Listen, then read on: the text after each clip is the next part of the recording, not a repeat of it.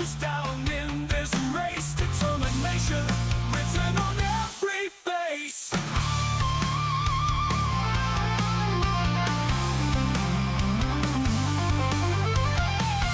Pileups, they draw so near. Adrenaline and grit chase out the fear. Stanley leads, but will he remain? Each driver pushing the stake their claim.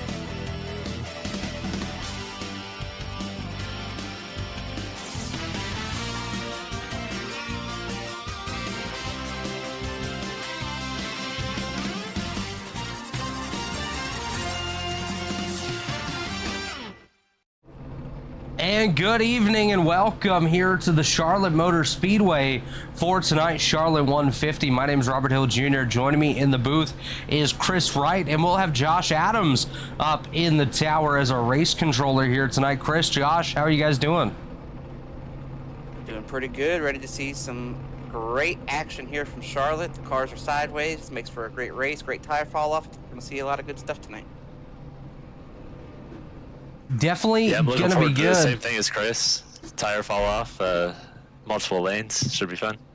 Absolutely. Couldn't have said it better myself there, Josh Adams. As we're going to go ahead and take a look at the starting grid here tonight. William White on the pole alongside Ethan Stanley in row number 1. Tyler Fody, Justin Wadsworth, row 2. Ethan Burrell, Tate Lytle, row 3. Row 4, Scott Crump and Jay Connor with row 5. R.C. Anderson and Matthew Weeks. David Tooker and Jared Rexing make up row number 6. Chris, why don't you take us through to 24th? Oh, right there in 13th, we got Tyler Pop starting right alongside Jonathan Cutlip, who will be a factor here on the long run tonight. He always is great at tire saving. Johnny Thomas, Hunter Smith, Chad Frankenfield way back there in 17th. He's going to have ample opportunity to take it 3 wide multiple times as we watch him drive through this field to the front. Tom Bourne back there in 18th. Jeff Green, Joe Francis will round out the top 20. And we got a Leighton Orgard with Jess Story, Tommy Ryan, and Jesse Racimus will round out the top 24. Gavin Higgins, 25th. Thomas Coonan beside him. Frank Fody, Dustin Dewar, Gerald Campbell, and Zach Evans round out the top 30. Mark Rebilas, Trey Holmes, Andrew Hardcastle, Kyle Hanshaw, Josh Robin, and Seth Rawls make up the first 18 rows, with the rest of your starting field tonight being Connor Thompson, Dave Carpenter, Brent Jones, Ty McIntosh, Michael Hosick, Michael Goodman, and Brandon Ultra. Your DNQs this evening: Brian Carrington, Carlos Acosta, Jeff Ryan, and Corey Abbott. Chris, I'll ask you, because Josh, of course, being the race controller, we don't want any sort of bias there. So why don't you tell me your pick to take the victory here tonight?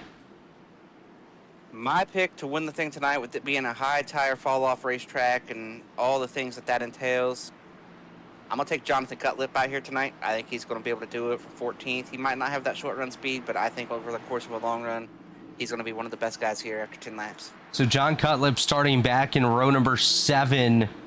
I'm going to go with somebody a little bit closer to the front.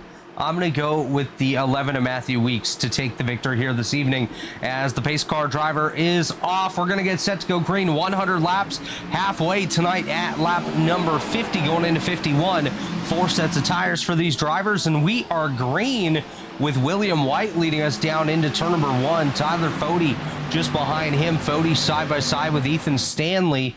Just behind them, Ethan Burrell, Justin Wadsworth. That's your top 5 here as they head down the back straightaway for the first time. Yeah, heading into 3, William White's going to be out there. Fode's going to take second. Stanley's going to fall to third. First 3 single file. The first battle is there at P4 as they come off of turn 4 to complete the first lap. It looks like Ethan Burrell's squeezing just ahead, and now we got a battle for the lead. Fode's pulling out, trying to take the lead here as we head to turn 1. Down on the inside, Tyler Fode side by side with William White. White going to get the advantage, pull away just a little bit. There's a shuffle towards the back. Johnny Thomas gets sideways in the 83 machine. He gathers it back up. That's the Belly Up Sports entry. He's able to gather it and continue back in about 36th. So unfortunate there for Thomas. But luckily still a long way to go here as the battle for the lead does continue. Tyler Fode now takes a look to the high side, now dips low, trying to find a way around the driver out of England there, William White. White searching for his first career elite victory at any level here this evening. And that's something that's really weighed on his shoulders for the last while. So William White starting in a good spot tonight. We'll see if he's going to be able to keep it there. A long 100 laps still ahead of them here. Yeah, oh, as Wadsworth in the wall. Faster. Williams gotten faster and faster and faster, and now we see him starting up here and see if he can finish this race tonight. You know, we saw, one guy that's done that is a Leighton Norgard. He's a guy that's gotten progressively faster and faster and more consistent. So Williams a great guy, fun guy to talk to. So hopefully he can get it all figured out, and it'd be awesome to be able to talk to him after this race tonight. Yeah, obviously, I mean, it's only lap number 4 here, so still a long way to go. You don't want to cook those tires too early because, yes, you have 4 sets, which is 3 sets in the pits and 1 set on the race car here tonight. But it is very easy to go through tires at a racetrack like the Charlotte Motor Speedway, especially if your ball is to the wall here in the early going of this one, which it seems like White might be pushing a little bit more than the likes of Fode, Stanley, and Burrell. I'm not going to say Wadsworth because I have seen him in the outside wall already, and he's definitely pushing it here in the early going of this one. Another driver I want to shout out, making his return here to the Rebilas photography. We got problems back here. Well, we'll take a look at that. Goodman. I believe Goody's having some connection issues, Chris. He's kind of fallen off of the radar a couple times here, so we'll see if he's able to gather back from that. But I was looking for this driver, not actually able to find him in the field. Tom Bourne, saw him earlier on, and he was making his return here tonight. There we go. Yeah, he's kind of hidden up there. Tom Bourne, one of those drivers back in the day that we saw the likes of Shane Terrian and company is when we saw Tom Bourne last, and I believe he picked up a Daytona 500 victory. Correct me if I'm wrong, Chris. I'm pretty sure he did. I don't think Tom Bourne did he? I think he did. Tom definitely won something, and then he stepped away, but glad to see him back, and always running a beautiful paint scheme on that number 61. That's his signature 61 there that we're really used to seeing Tom Bourne in, and just glad to see him back out here with us as Tyler Fode now holds on to second by about a half second over Ethan Stanley. They're 0.6 back from William White. And other than that, really up front, nobody's shuffling anywhere. Everyone's kind of where they started. Jared Rexing's up 2 spots. Matthew Weeks is down 2 positions. So David Tooker is slotted in between them. But other than that, nobody's really on the move. We see Gavin Higgins and Thomas Coonan up 7 spots apiece. It looks like issues for Gerald. Yeah, that's an issue for Gerald Campbell, and that's going to be caution number 1 of the day. Yeah, that's a big issue here on the front stretch for Gerald Campbell. Let's see what just happened to Gerald Campbell. it may have involved the 46 of Kyle Hanshaw, as we'll take a look here on the Rebilas photography replay machine. Let's take another gander at this one. Man, this is weird. Back it up. Yeah, we're gonna back this up even further. It's kind of where we picked it up, Chris. Let's see if we can get a further out point of view on this one. This should be okay. I think the 46 is going to get sideways. The 46 does get sideways. Makes some contact there. Oh, yeah, there it is. And then Gerald going to lose it off of that contact. I don't believe anyone else did get collected, which is definitely a good thing here. We go really wide shot. Yeah, nobody else going to get involved in that one. We're able to stay clean anyways. We didn't stay green, but we did stay relatively clean. Just to run through the grass there for Gerald. Probably no damage really for anyone in that incident, except for maybe a set of tires gonna have to go on that 00 aggressive Eagle machine. We got the first strat. We got Ethan Stanley coming, Scott Crump, Matthew Weeks. Very split decision here. I don't know if I like it. I really don't. I think it depends. If you think it's gonna run green from here, it's probably the right call. But if you get a caution in 10 or 15 laps, and it's the wrong call. Man, I don't know. And once we get the call from race control on that incident, I do want to ask Josh Adams what his thoughts are here on this split pit strategy. I'm kind of on the side of let's stay out here. Let's not go down pit road yet. Definitely a questionable decision there by some of those guys, wasting a set of tires in the early going. And, you know, I say wasting a set of tires doesn't necessarily mean that these guys are actually grabbing tires. It could be a top up of fuel just to try to extend their run as well. What would you do in this case, Chris? In the case of pitting right here?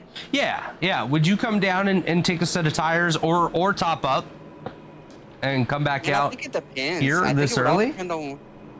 It would depend on where I'm running. Like, if I'm trying to get through the field, if I'm back outside, like, if I'm, at the back half of the top 10 or out through there somewhere and everybody in front of me for the most part pits or stays out, I'm probably going to do the opposite.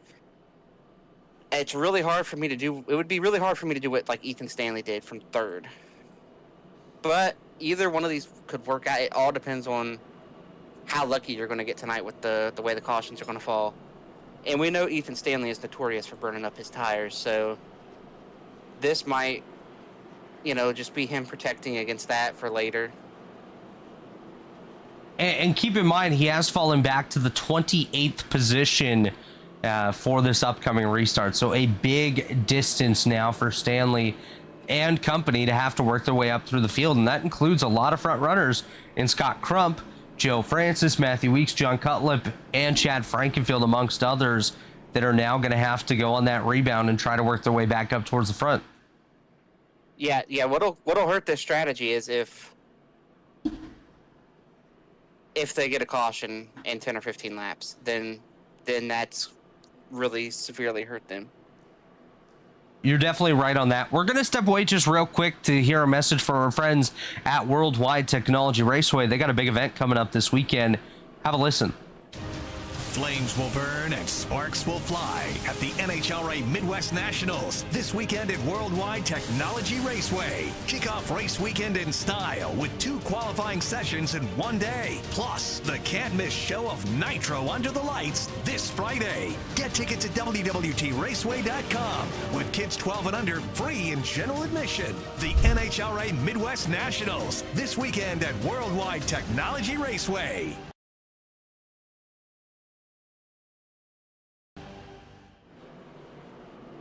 And we are back here at the Charlotte Motor Speedway. Lights are about to go off. Now they have here on the iRacing.com pace car. William White, Tyler Fody are going to be row number 1. Justin Wadsworth, Ethan Burrell, row 2 for the restart. Tate Lytle, Jay Connor, row 3. R.C. Enerson, Jared Rexing, row 4, with David Tooker and Tyler Popp rounding out the top 10. Race control, Josh Adams. Are you back with us, my friend? Yes. And what was the ruling on the first caution of the day? We gave Kyle a tally. Like I said, the first bit of the contact was netcode, but just kind of as long as that wreck took to progress, his natural line down the front straightaway put him into the right rear of the 00. There you heard it. First call of the day is going to be a tally on the 46 of Kyle Hanshaw. And I want to ask you, Josh, what would your pit strategy be when it comes to that first caution? Would you be one of those guys staying out, or are you going down pit road, maybe top up on fuel and throw some fresh tires on there? I was kind of with Chris. I think it would just kind of depend where I'm running at in the field, or like if I thought I was going to run green, and maybe what the tire wear is. Like if those guys think it's going to run green, it's probably a good call because they'll probably catch up. Well, there you have it. Thank you, Josh. As we get set to go green, once again, pace cars off. We're going to put the field back in the hands of William Whittle. Billy Blanco going to lead us back to the green flag. Great jump there for Wadsworth. We're checking up Tate's wreck. We got a big wreck here on the front stretch. David Tooker, Tyler Pop, Tate Lytle. Oh, man. Oh, my goodness. Well, Wadsworth just wadded it up here on the front stretch. Wow. That was a mess, boys. Let's take a look at that one and see what happened. It all kind of starts behind the 6 of Justin Wadsworth. Some wheel spin on that initial restart. Man, I got to go way back in the log here. A lot just happened in just a just a short amount of time there, I should say. So we'll take a look at Tate Lytle. See if we can get a better view at this one. That's not a good one. All right, so you see the 6 there just ahead of the 56, getting that wheel spin. Then they make contact. RC Enerson into the back of Tate Lytle, and that's when you're going to see David Tooker get involved, Tyler Pop, the 68 of Thomas Coonan, the 2 of Jeff Green, Tommy Ryan involved. Tom Bourne was in that as well. Somewhere. I don't think Tom Bourne was in that, Chris. I think you're thinking of the 68 of Thomas Coonan that was in that. Oh, no, you're right. Yeah, Tom Bourne kind of slid through it, actually. Tom did okay. He was able to survive that one, but definitely a good bit of damage there to some of these cars and some egos, honestly, as well. I think that's where you're going to see the most damage is some of these guys now having to recover there. Jeff Green on pit road. That machine is absolutely tore up. Thomas Coonan looks okay. David Tooker appears to be okay as well. Tate Lytle, probably some rear end damage on the days gone by 56 machine. Yeah, you see it there, kind of crumpled in. He's going to take a pit side for repairs as well. Really, really bad for all of Pro Edge there. RC's got quite a bit of nose damage as well. We saw Tooker sitting backwards. You can see the front end jacked up. Well, yeah, I guess he was on the jack there, but RC Enerson, you can see kind of the fender split from the nose on that race car. Tyler Pop had some damage. He's gotten that repaired. Jared Rexing. Yeah, that wasn't the greatest of wrecks for sure, especially for Pro Edge Racing. I think Ethan Burrell kind of got lucky that he was at the back and able to make it through that. Well, was Ethan at the back, or did he just decide to pit here under this caution? Yeah, Ethan was up there in 4th, so he decided to pit. So those guys that pitted stopped and missed the wreck, and everything went great. Burrell chose to pit here, and... oh, you're right. So now he's behind everybody who pitted on the first caution. I want to see if we can get a cockpit view here with Tate Lytle. You kind of see Wadsworth get loose ahead of him, and then Tate's just along for the ride here. This is a sick feeling when you have the field coming up behind you. Well, actually, I guess coming towards you, and just nothing you can do to avoid those guys. So unfortunate there for Tate Lytle. He's going to pick up some damage here as well. Tommy Ryan, that's another... Oh, he just did repairs, Chris, and that nose is still jacked on the 66 of Tommy Ryan. David Tooker looks to be okay. He's going to be back on the racetrack. You see the rear end of Thomas Coonan there as he heads down pit road in the Rev Limit Workshop 68. Brent Jones also coming down pit road. So a bit of chaos here in the early goings. And by the way, folks, you did just hear from our friends at Worldwide Technology Raceway. Check them out. They have a big event coming up this weekend. They'd love for you to be there if you are in the Madison, Illinois area or close to St. Louis, Missouri. Go check them out. Big NHRA drag racing Championship this weekend. Also want to shout out 40 Racewear, makers of the ultimate sim racing shoes and custom apparel designed for sim racing by sim racers. 40 sim racing shoes are custom engineered to connect racers to the pedals in a way no other racing shoe can, while still providing all the comfort needed for those double and triple stints. Visit 40racewear.com and check out the original racing gloves for your feet. Blue Egg Marketing is another great premier partner here at the Elite Racing League. Rev up your business with Blue Egg, your marketing pit crew. Turbocharge your lead generation with experienced drivers that can navigate the competitive track to connecting with your customers. With Blue Egg, you're always in the pole position, leading your brand toward victory lane. Don't spin your wheels, accelerate success with Blue Egg, fueling small businesses to win big. Of course, Rebilas Photography, rebilasphoto.com for all your photography needs. Let Mark Rebilas know that the Elite Racing Network sent you. Lights are off on the pace car. William White, Tyler Fody, Jake Connor, Justin Wadsworth, Hunter Smith, the top 5 as we get set to go green here once again. Joshua Adams, our good friend up at Race Control. What's the call on caution number 2? Yeah, that one was pretty easy. Tally on the 6. Pretty cut and dry in that case. And by the way, the 6 was fine. He's still going to get the restart for it. Oh, yeah. He didn't really get any part of that incident. He had a little tail slap with Tate. But otherwise, yeah, he's still good to go. Couple drivers that I believe, one driver's out of this one. Jeff Green has called it a night. Jesse Racimus is the only car currently not on the lead lap. He's a lap down in position number 42. And I just want to point out here, I do not like the pit call from Ethan Burrell here. I think if you were going to pit, you should have pitted the last caution. Pitting here puts you behind all these guys who just pitted and you haven't even cracked third gear yet. So I think Ethan feels like he missed the boat.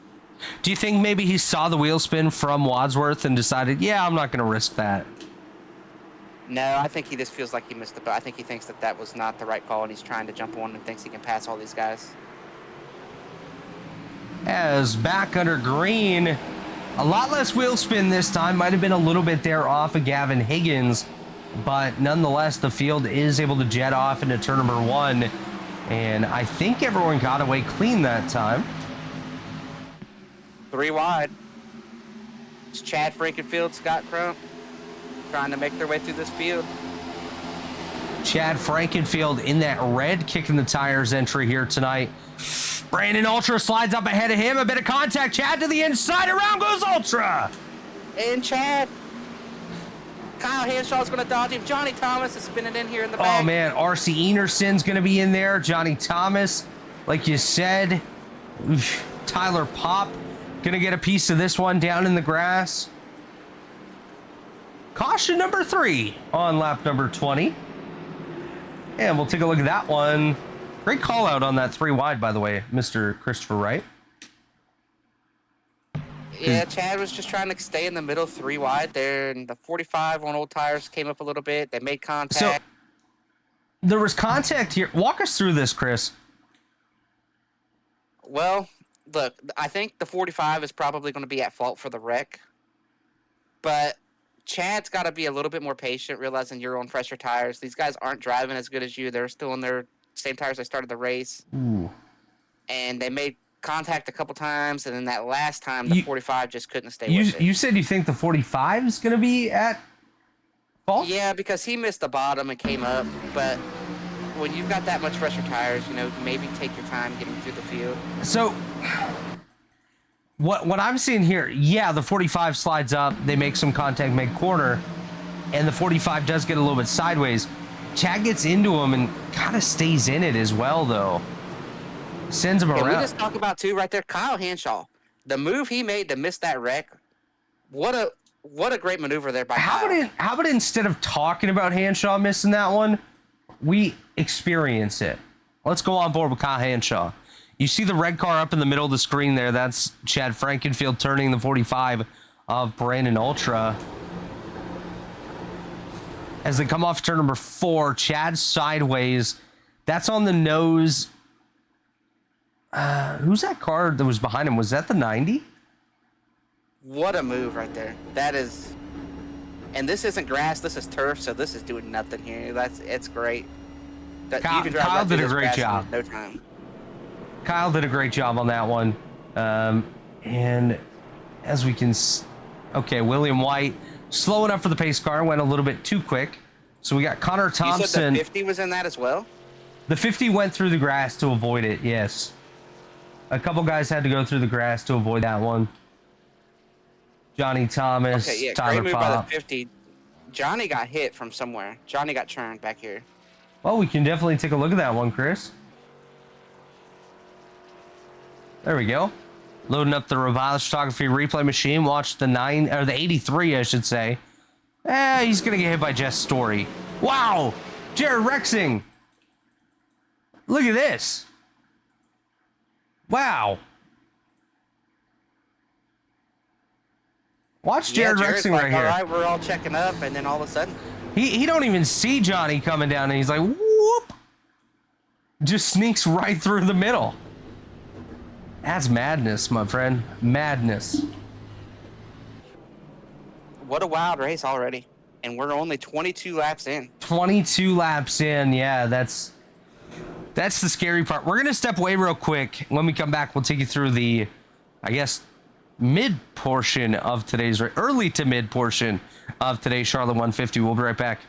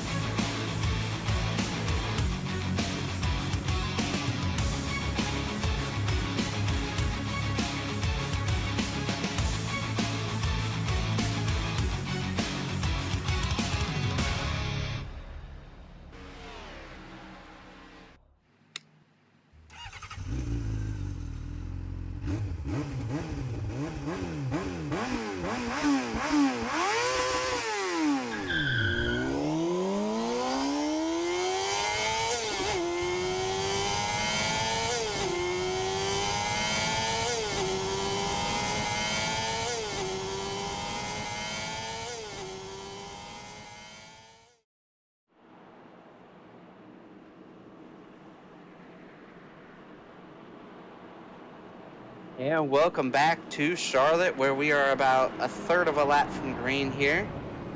Heading down into turn number 3 for this restart. William White, Tyler Fody still in the front row. Have yet to pit. The first car that has pitted is Scott Crump in the 90, and he has climbed his way to 12th. Should be an exciting restart here, and hopefully we can get some green flag racing, a couple of those quick yellows, big wreck here, and whatnot.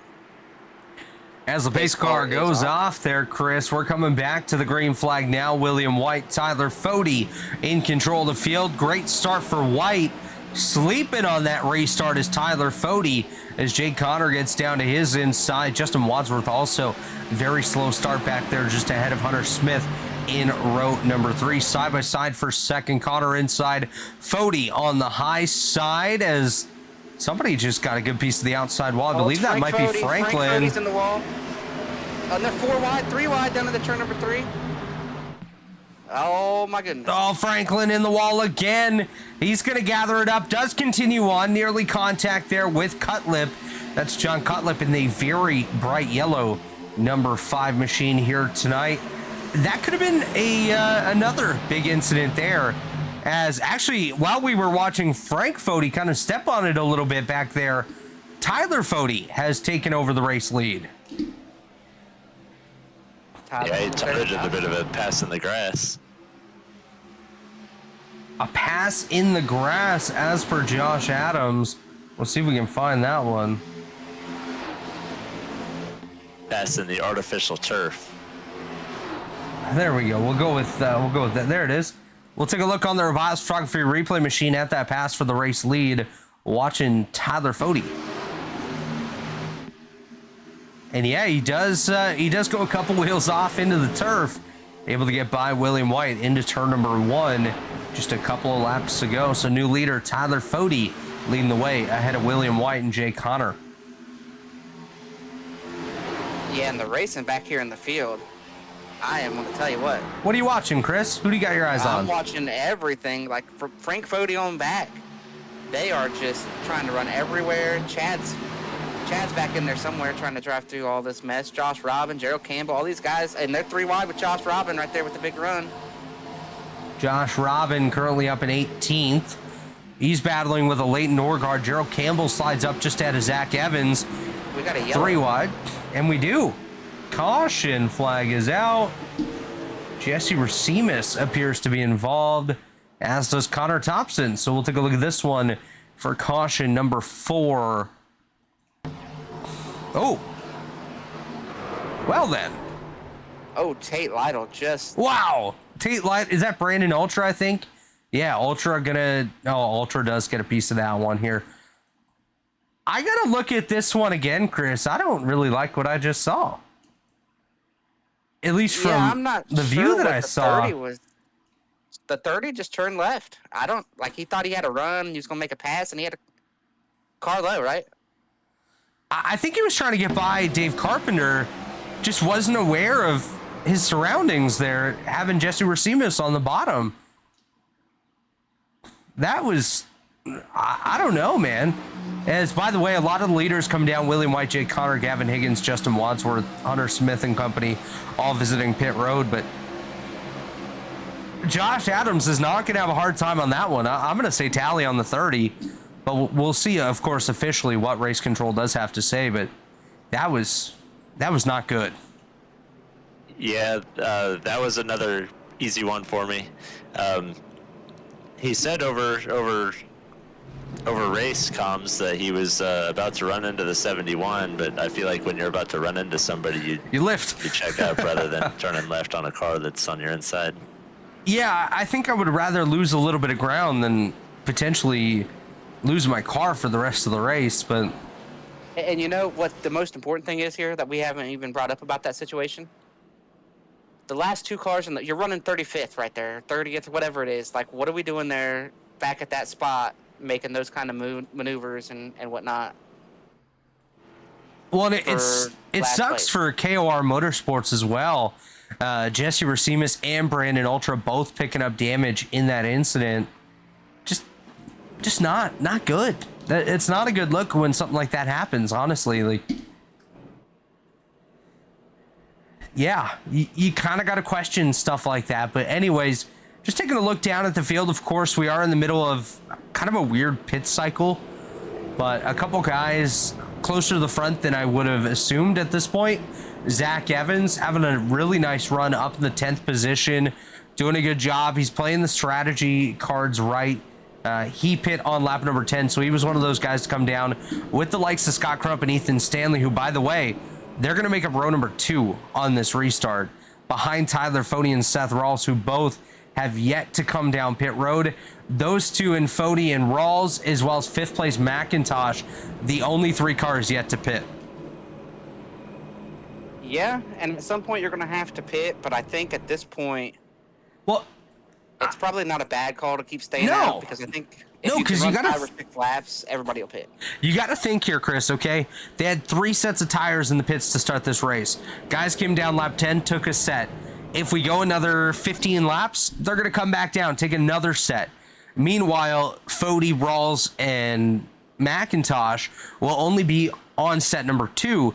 So come the end of the race, if we kind of eliminate some of these guys in the field, we get down to green white checker territory or something along that, a short run to the end, they're going to have that extra set of rubber to go down pit road, put on the race car, and come out and really have a big advantage on these guys. So at this point, you kind of want to go that extra 15 laps or so, at least to lap number 40, and then you're in a position where you're going to really have that advantage when it comes to the end of the race, should the cautions fall the way you want them to. Couple other. I think it's just like what we talked about earlier. You just kind of bank on the race staying green, and when cautions kind of come out one after the other, it kind of puts you in a box in your pit strategy. No, you guys are definitely right on that. The pit strategy coming into play a little bit more than what I would have thought at this point, with everyone being on the different strategies at this point. I do just want to point out 3 more guys before we go green that are having pretty solid opening runs to this one. Mark Rebilas up in the 16th position. Brent Jones up inside the top 20 as well, as is Dustin Dewar up here in the 19th position on the inside of row number 10. So nice to see some of these guys obviously taking advantage of the pit strategy, but still keeping their cars clean at this point and in half decent positions to maybe set themselves up later on for a solid finish. Still a long way to go. A lot of race cars still in this race. 42 out of the 43 that we started are still operational and out there on the racetrack. The only retiree of the evening is Jeff Green in position number 43. And don't forget about Mr. Me Fine, Zach Evans in the 06 back there in 10th.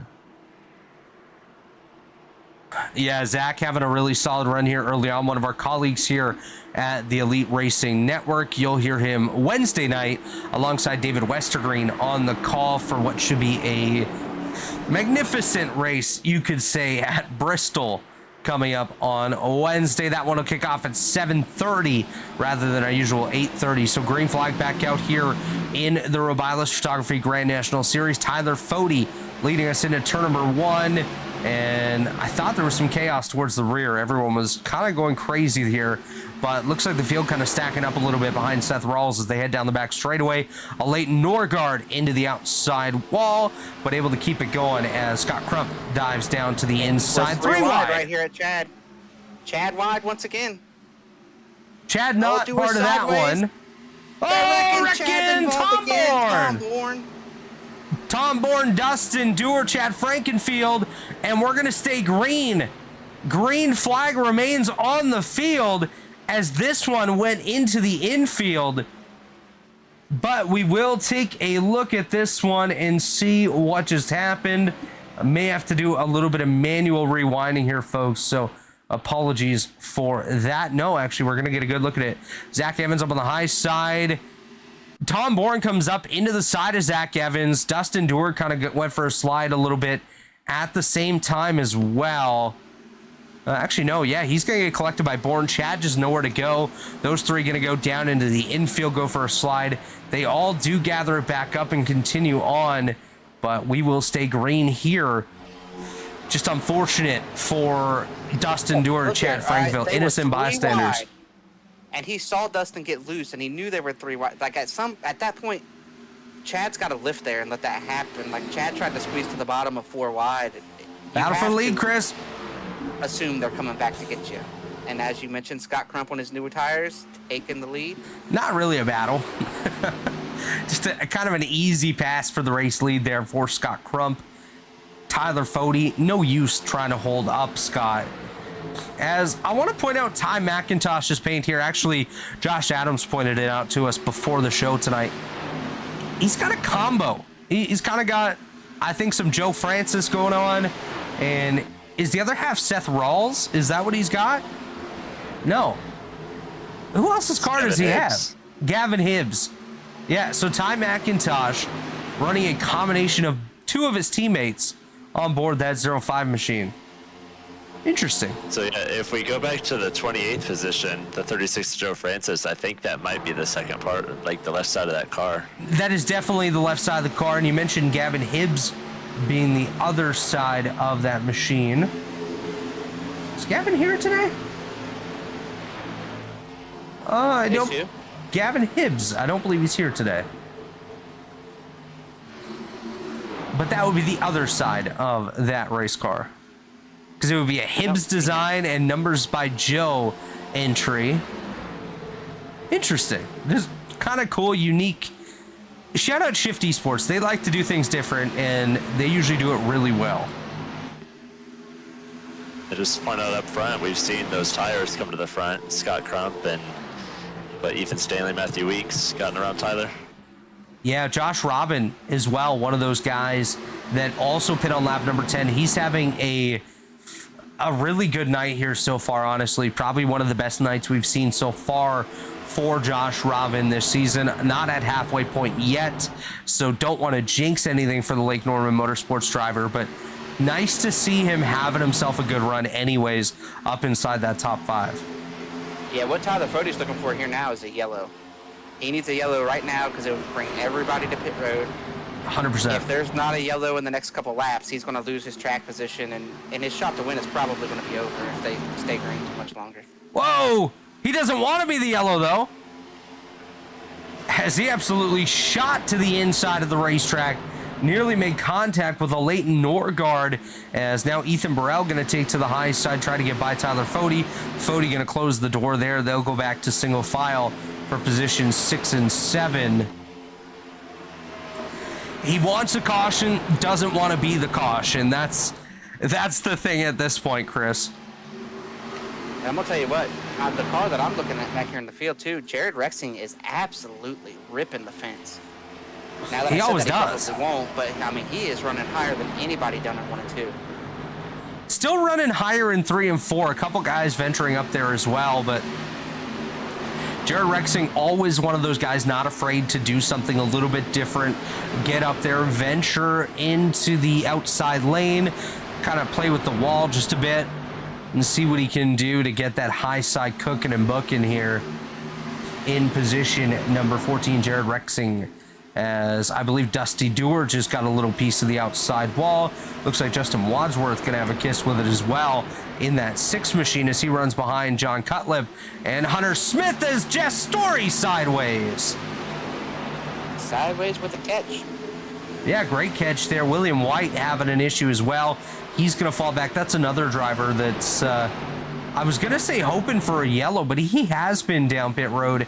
He pit on lap number 28, so he's kind of hoping that it stays green at this point. And he can start kind of putting those tires to use as almost 3 wide, now 3 wide.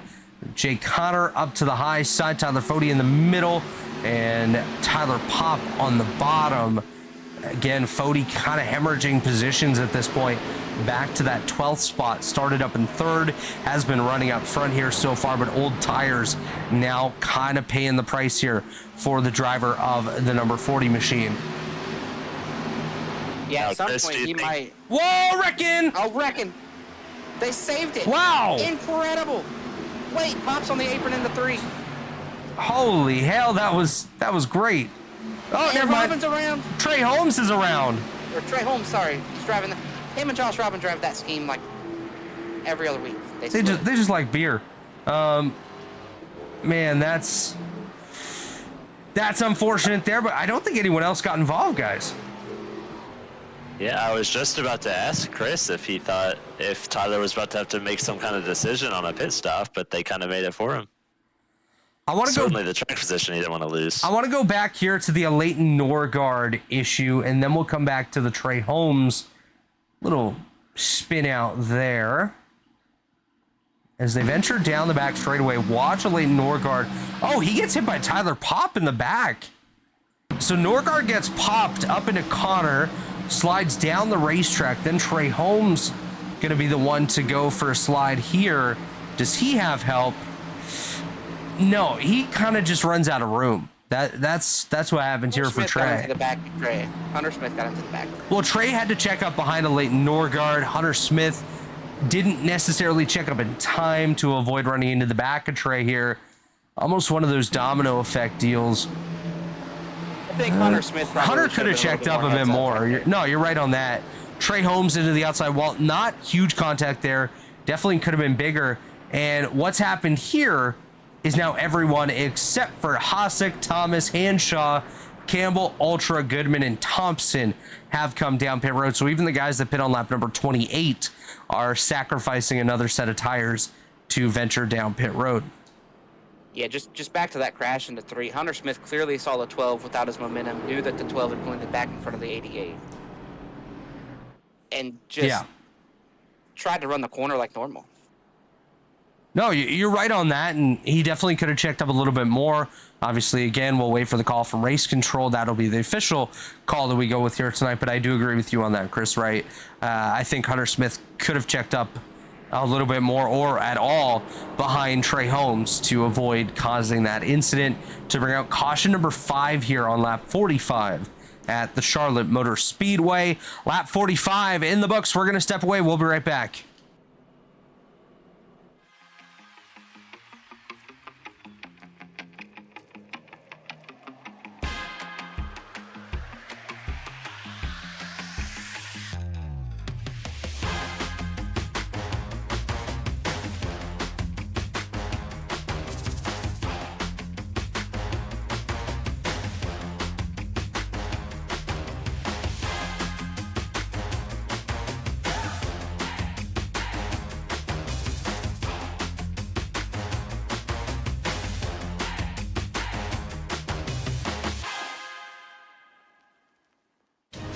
Flames will burn and sparks will fly at the NHRA Midwest Nationals this weekend at Worldwide Technology Raceway. Kick off race weekend in style with 2 qualifying sessions in one day. Plus, the can't-miss show of Nitro under the lights this Friday. Get tickets at WWTRaceway.com with kids 12 and under free in general admission. The NHRA Midwest Nationals this weekend at Worldwide Technology Raceway. Racing isn't easy, but experiencing it is. iRacing puts you in the driver's seat with the industry's leading sim racing game. Drive on laser scan replicas of the greatest racing circuits from around the world. Go head-to-head against other drivers chosen by skill-based matchmaking to ensure competitive racing at every level. Compete across all your favorite series in officially licensed cars engineered to deliver the most accurate driving experience possible.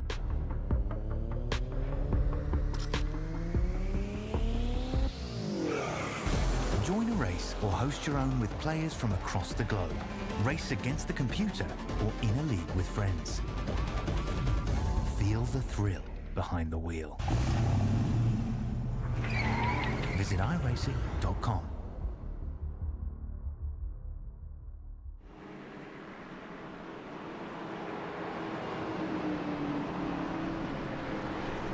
And welcome back to Charlotte, where we are working the yellow here. Not quite to halfway just yet. You see the 24 of Hosick and the 83 of Thomas. Kyle Henshaw's out there. Gerald Campbell. A bunch of guys here stayed out. First guy on tires, I believe, is going to be Ethan Stanley in the 8th position. Should be interesting to see what these tires do. I like pitting right here, setting yourself up for the end. But I do believe what is going on here is we've seen a lot of quick cautions tonight. So the 24, the 83, they know just one quick caution and they'll get stage points and get a stage win here. So I don't hate the call for them running at the back, trying to just get something salvaged tonight. They've all been in some kind of issue or around the issues back there. So they're just trying to salvage a little bit of something tonight. Now, well, remember, there's just a halfway point. That's right. There's only one guy going to get something. And that's a playoff point that's going to be awarded to the leader at the halfway point. So end of lap 50 into 51. But these guys that are up here are usually around the playoffs. And, you know, some of them might not necessarily make it, but if they can steal a playoff point, why not? As the green flag's back out, we're back on our way. Michael Hosick with a good jump out front. He's going to clear out to the race lead. Kyle Hanshaw, Johnny Thomas going to be side by side for second down into turn number 1. Gerald Campbell, Brandon Ultra, and David Tooker there as well. Shuffle to the top of 3. They're trying to shuffle Ultra to the top of 3. Oh, Stanley contact. He's going to save it. Wow. Oh! Oh, Scott Crump's around down here into 3. Scrumpy going up. Oh, no, that's death. Wow! Oh, my gosh. Nobody died. Holy. Michael Hosick, you're going to win the halfway point. Holy moly, boys. How teammate in on the teammate world? crime right there. How in the world was that not death? Oh, yeah. Stanley into the side of Scott Crump. He comes way up. He followed David Tooker up the racetrack. That's what happened there. But just watch this 90, the Blue Egg marketing machine. Shout out Blue Egg, by the way. Did Cutlip get him? No. He picked up damage from Cutlip. Oh, you know what he does. I'm sorry. Yes. They make a little bit of contact down here. I don't think much. Little bit in the rear end. A little bit with Gavin Higgins as well. Cutlip's destroyed, though. Cutlip's not going to win the race. His shot to win is over. Dude, this could have been so much worse, though. Wow. Let's watch Sean Cutlip in the 5 machine. He's that bright yellow car, center stage, as he heads down into the corner. Crump comes up ahead of him. Let's see if we can get a look at that nose. He's going to go down through the grass. A bit of right front damage. Yeah, but it's on the top, so that's killed the car. That's going to kill aerodynamics, and that's not going to get fixed. Let's take a look at Cutlip sitting on pit lane. Yeah, they're still working on that car. Scott Crump. I can't believe that wasn't bigger than it was. But absolutely insanity right there. And at the end of this lap, the halfway point will be awarded to the driver of the number 24, Michael Hossack, if he stays on the racetrack. If he opts to come down pit road before that point, then obviously he will lose the halfway point.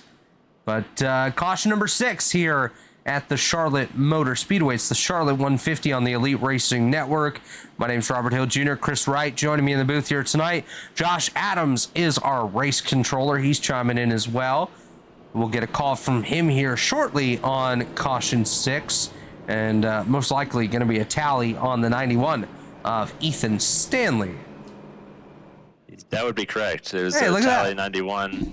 And I just wanted to ask you guys, mainly Chris. So we gave the 30 a hard time earlier for coming down when a guy was clearly there. What do we got on the 91 blending back into traffic like nobody was to his right side? Yeah, I'm not sure what Ethan Stanley was looking at there because the 90 was half a car length in front of him. So I'm sure that Scott is asking him about that, but maybe using a little bit of different verbiage. No, I'm gonna tell you exactly what it was, and we're gonna go on board here as that caution kind of clips off or kicks off here with the 91 of Ethan Stanley. So we're gonna back this up a little bit further. You're gonna see exactly what just happened there as Stanley. Oh, hold on. So this is coming off of turn 2. Ethan gets loose. Well, he got hit from the Then 45, he's from the behind 45 Tooker. backwards. Oh, you know what? Forget everything I just said. Because I was going to say that he followed David Tooker back up the racetrack, and I don't really think he did.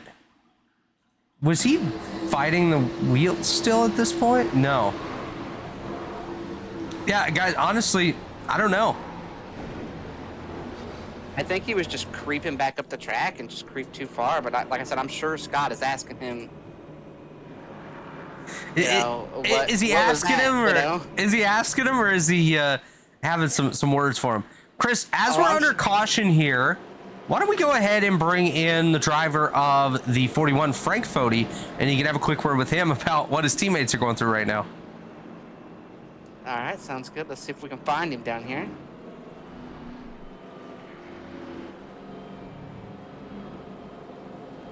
And we did find him. We are now joined by Frank Fody, the leader of Lake Norman. Frank, how's it going down there, especially after that last caution? Are there a little bit of discussions being had? Hey, Chris. No, not really. You know, it's the normal, getting beat and banged around. But I've got a set of tires on it now and got the body fixed a little bit and see where I can go from here. Yeah, and there's been a lot of strategy in play tonight, so talk to us about that and what your outlook is on the rest of the race. You going to run to the end from here, or are you going to try to pit again? What's the strategy plan? Yeah, looks like I'm going to have to pit one more time. And from this point on, I just want to try to save as much tire as I can and not get into anybody, because it's slick out here and getting off these corners is really tough. All right, Frank, real quick before we let you jump out of here and get back to business, are there any shout-outs you want to thank, sponsors you want to talk about here before we let you go? Yeah, I want to thank Bite Size Sports for being on the car, Jonathan Cutlip for painting up all the schemes on our cars, and of course the team. Thank them all. Well, all right, Frank, good luck the rest of the race, and maybe we'll get to talk to you after. All right, thanks.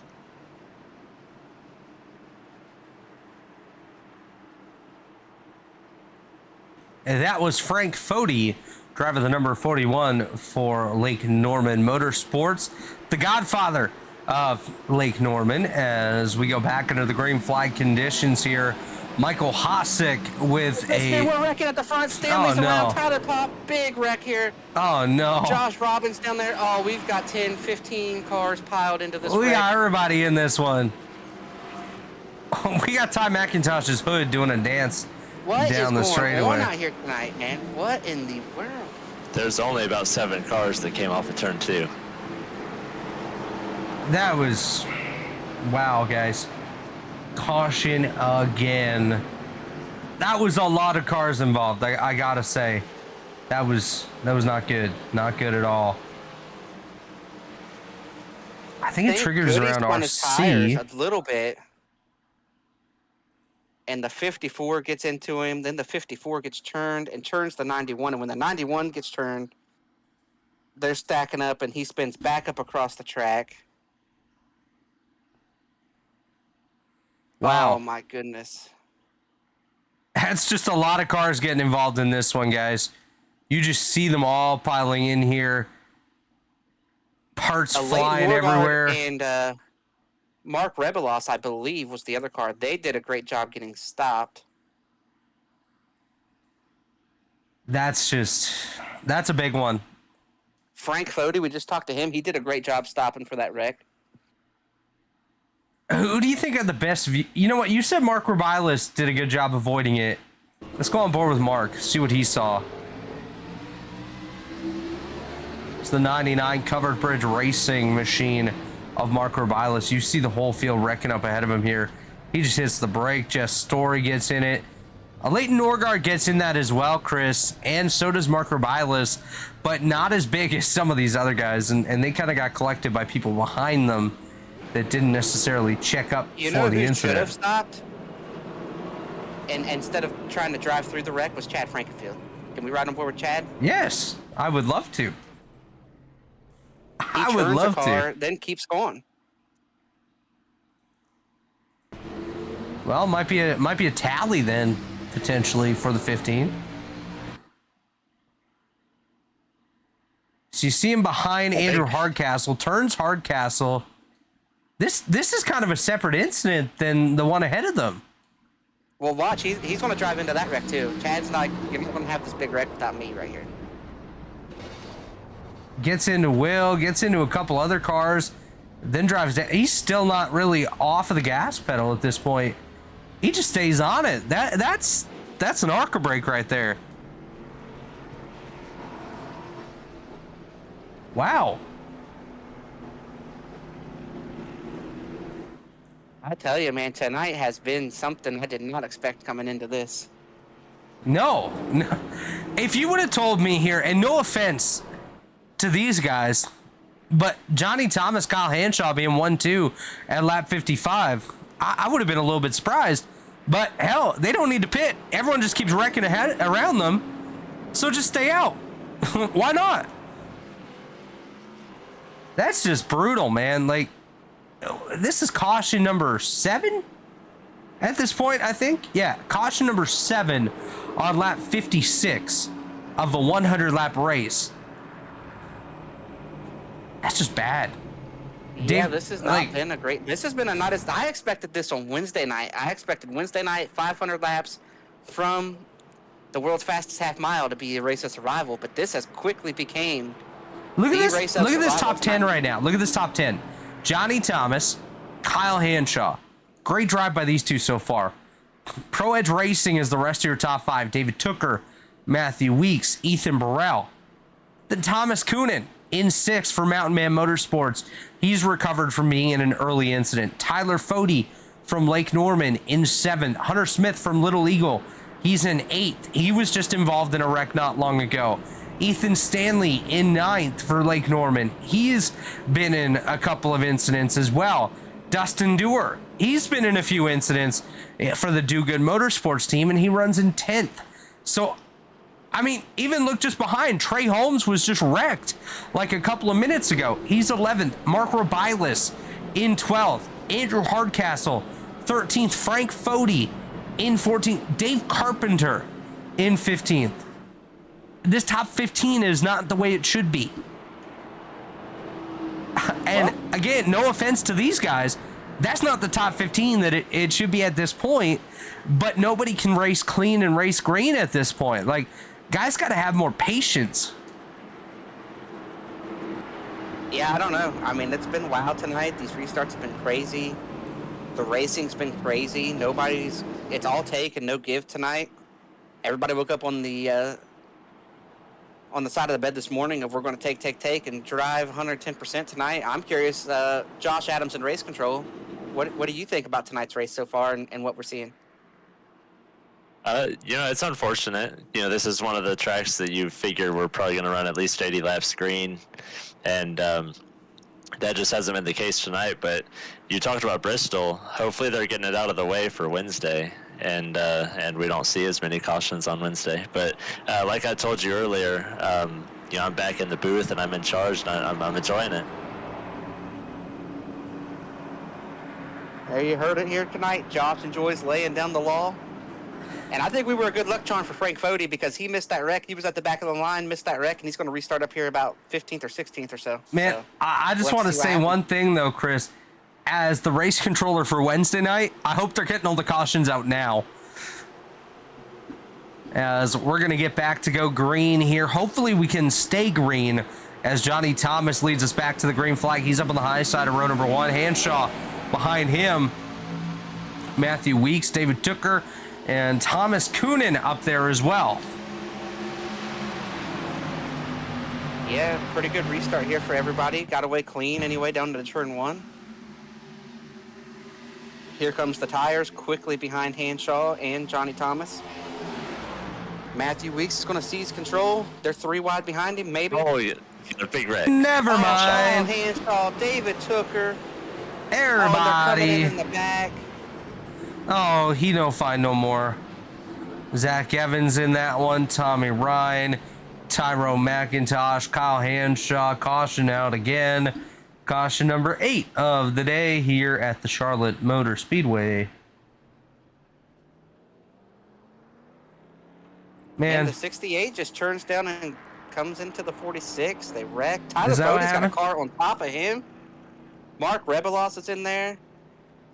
let's take a look and see what just happened. Frank gets into the wreck as well. A lot of cars Wow, in the this one as 05 well. Came in. We got to look at the 05 too. The 05 came in like 10 seconds later and drove straight into that wreck. See if we can go high above this one. You mentioned the 68 getting into the 46, Chris. Yeah, he just comes down and just gets the 46. I think the 46 was trying to leave a lane for Tooker. I think the 46 and comes Tooker up. chose to be patient. I think if you look at the lane on the racetrack, they kind of both come together. There was a little bit of netcode there. 68 was projecting. Oh my gosh. Wow. Thomas Coonan goes over Tyler Fody. Yeah. Oh my gosh. Ethan Burrell, I think, got lucky there. David Tooker going to get involved. You mentioned who came in late, Chris? You'll see him coming here in just a second. The 05, boom, there he comes. Tyrone McIntosh. Let's see how that one He comes played in out. late and he pinballed somebody straight through there.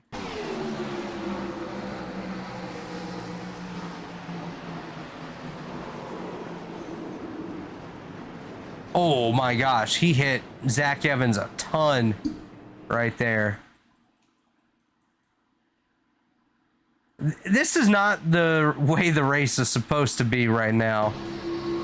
And Tyler Fody gets lucky once again. He has a car go over top of him, and it hit him on my screen, and then his damage magically fixed. This Tyler Fody still got that golden horseshoe.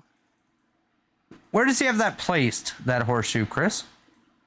Oh, I think he's got it turned sideways and shoved clear up his rear end, as what Dwayne The Rock Johnson would say.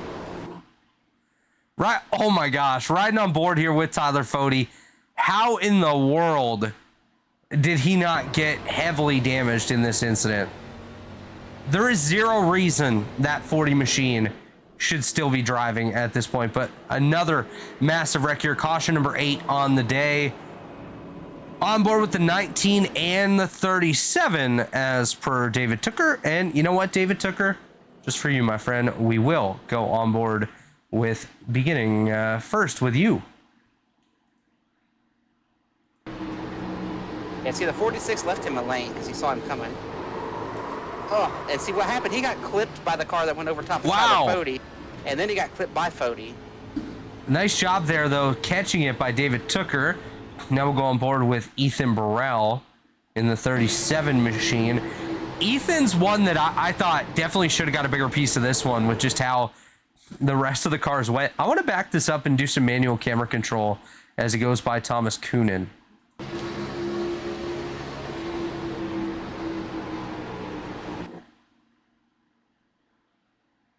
You see Fode up on the high side here. Watch Coonan. Look at how close this is going to get. He's got the rear end of Coonan's machine basically in the passenger window of that number 37 car, but Ethan Burrell does a hell of a job getting past that one. Caution number 8 is out here working lap number 61. We'll get an update from race control when we come back. We'll be right back on the Elite Racing Network.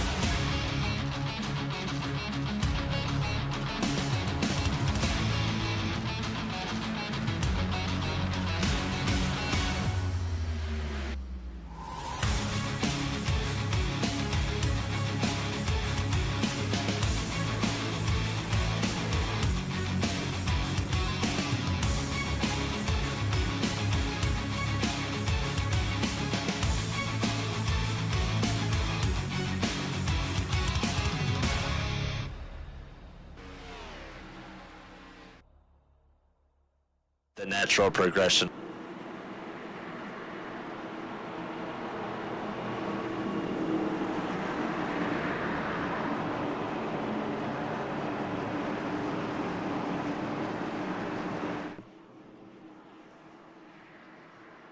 And we're back here at the Charlotte Motor Speedway, wrapping up caution number 8. We're just about to get going green here once again. We'll hear from Josh Adams in just a moment once the green flag does fly on the ruling of that 8th caution. But Matthew Weeks, David Tooker, Ethan Burrell, the Pro Edge trio going to lead us back to the green flag here. Tyler Fode, Hunter Smith, the rest of the top 5 as Weeks hits the loud pedal and we're back under green. Josh Adams, what's the call on caution number 8, my friend? So first off, I'm going to ask you guys what the odds are that I can spit all this out before another caution. None. I think it's about to happen right Yeah, here. Tooker's spinning off a 2. None. Caution number 9 of the day is out. That's 9, the one that's just below 10 here on lap number 63. Caution. I hate to like toot my own horn, but I'm pretty good at this. If I knew to ask you guys that question and they wrecked as it was happening. I'll tell you this, that's some pretty significant rear damage to Tooker. Pretty significant nose damage to Ethan Burrell.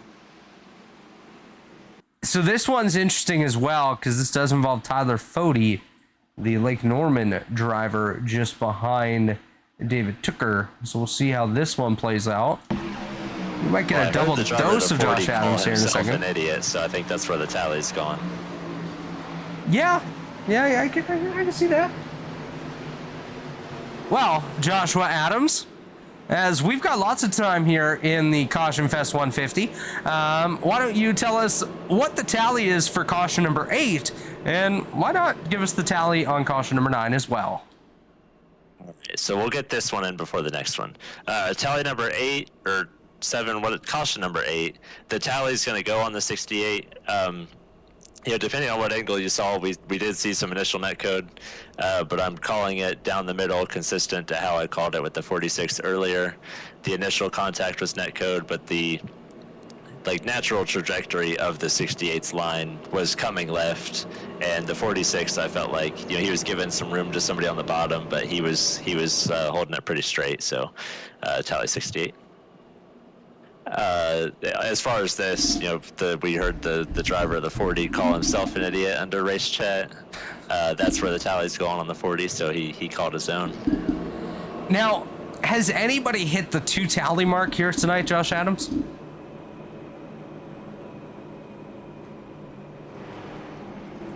The 2 tally mark would have been the 68 if he would have decided to try and continue, because his contact with Scott Crump and just kind of the way he pulled off the track, isn't how we're supposed to do it, but he did already leave the field, so. So a bunch of single tallies here, and it may turn into an elimination style race a little bit later on if these tallies keep racking up. Chris Wright, why don't we see if maybe we can get a word with somebody? We have a couple drivers in the infield care center. Let's go ahead and talk with Tyrone McIntosh, standing by with you, Chris, right? Yeah, I am standing here with Ty McIntosh. And Ty, this is not the interview you wanted to give tonight. So take us through your night and what happened there to bring it to an early end. Yeah, I mean, I felt like our strategy at the jump there was pretty good. We stayed out with Fody, and I felt like saving a set of tires there and trying to take track position was the way to go. And obviously it worked out. It looked like it was going well.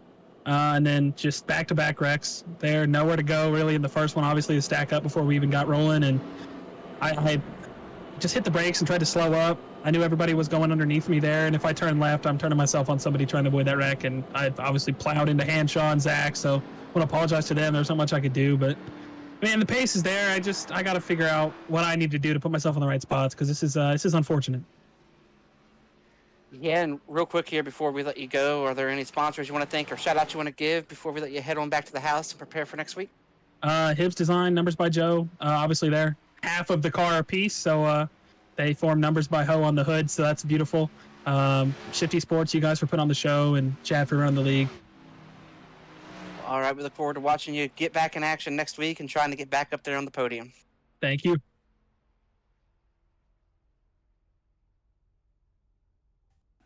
And now we have Jess Story joining us here in.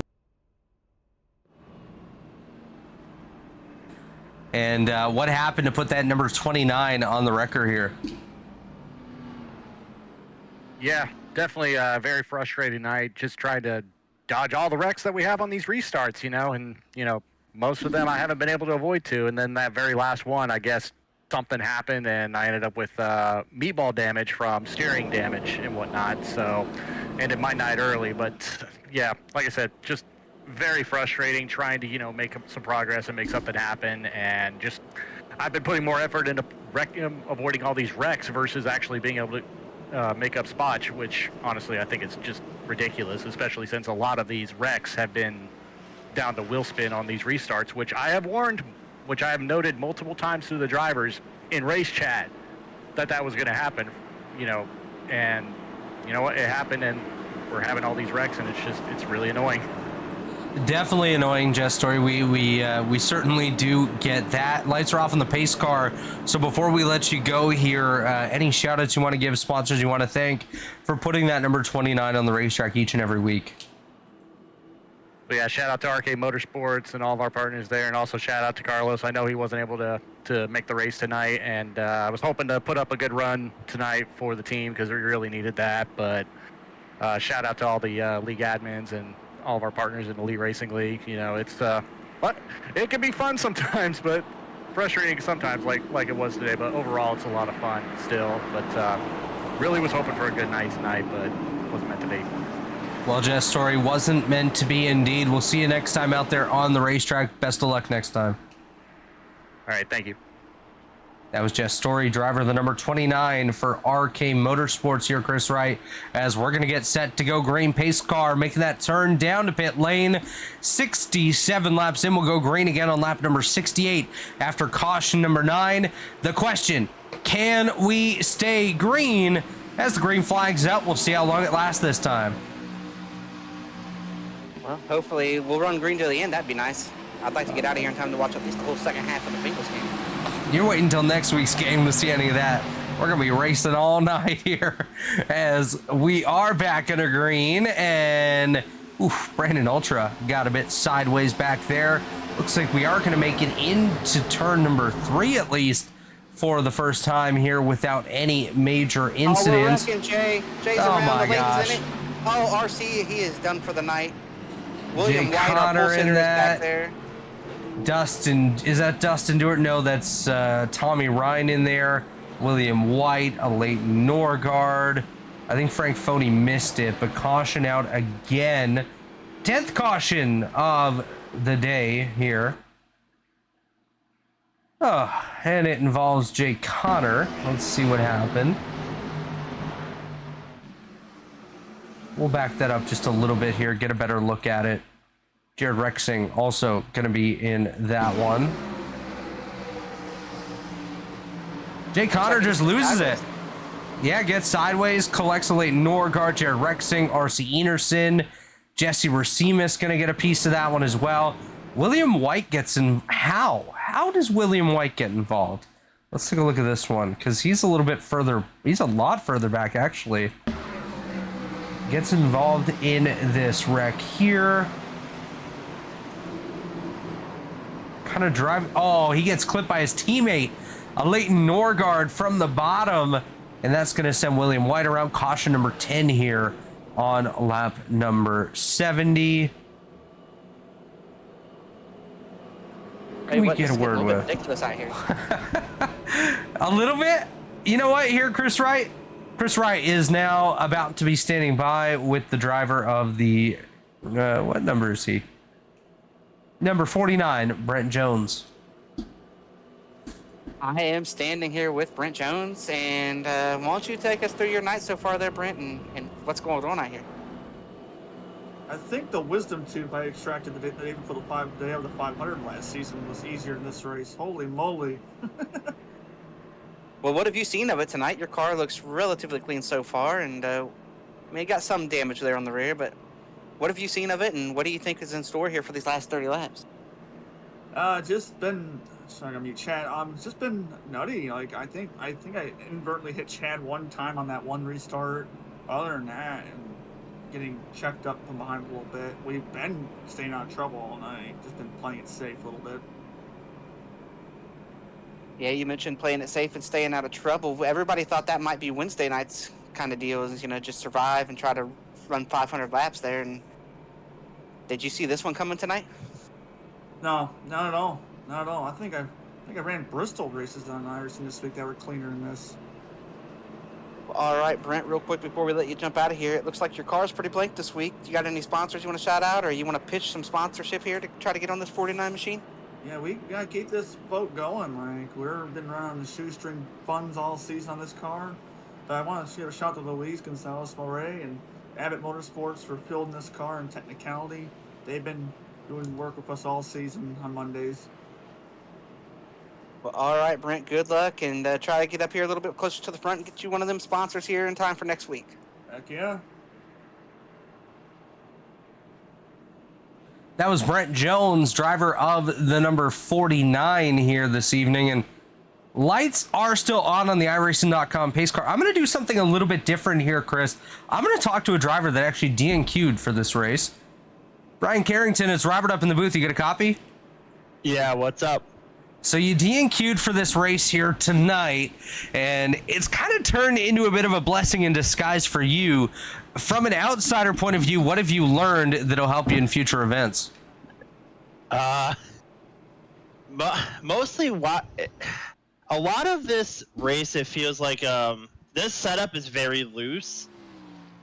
It's been very hot on the track, and I know a lot of people have been having a really hard time keeping that car straight, and I mean, we've seen a lot of wrecks because of it. Yeah, it definitely seems like it's been a bit of a handful here, but for those that don't know you, why don't you let us know what team do you drive for, what sponsors you got, who gets it done for the 17, and can we expect to see you try again next week? I mean, yeah, I'm gonna definitely try again next week, and yeah, I drive for Four, which is Will's little development team he has, and yeah, I got the Fox all over my car because I think Fox is cool. Well, it's definitely cool, Brian. Best of luck next round out, and thanks for having a quick word with us here. Yep. That was Brian Carrington. Go ahead, Josh. Yeah, so real quick before we get back to green, he touched on how loose the car is, and I just wanted to ask Chris, you know, a lot of times we, as drivers, think that the races that the cars are kind of more on edge are the cleaner races, just because it spreads the field out. Like, why do you think we're seeing so much chaos tonight when this track is usually pretty clean and green? I think one of the factors tonight is we've seen all give and no take. How many times we've seen 3 wide and it wrecks from that 3 wide spot, or 3 wide trying to go 4 wide, and we've had you know, typically in races like this, guys will be a little bit more on the give and take side, but tonight it just doesn't look like anybody's really willing to give that extra inch or give that extra little lift tonight, and I think that's what's leading to all this. Well, pace car's off. We're going to go back under green. Hopefully we can get a good run in here. 72 laps now in the books. Green on 73. Matthew Weeks out to the race lead, side by side for second. Tyler Fody up top. Ethan Burrell down on the inside. I was going to say both these drivers have been involved in incidents tonight, but I think pretty much everyone has been at this point. It's definitely been one of the more chaotic evenings that we've seen here in the Rebilas Photography Grand National Series. As we watch a couple drivers shuffling positions here a little bit further back, we may see some chaos kick off around Frankenfield and Crump based off of past history here, Chris. But I think at this point, they, amongst everyone else, just really want some green flag racing, as we're wrecking. Tate Lytle's involved. Brandon Ultra's churned head on into the wall. Tate Lytle's going to hit the inside wall. We got a big wreck here on the backstretch. Oh, my Lord. Michael Hossack's hood is up. David Carpenter is back there. Well, hey, caution's out again. We'll take a look at this one and see what just happened with Dusty Dragon Doer to bring out the latest caution.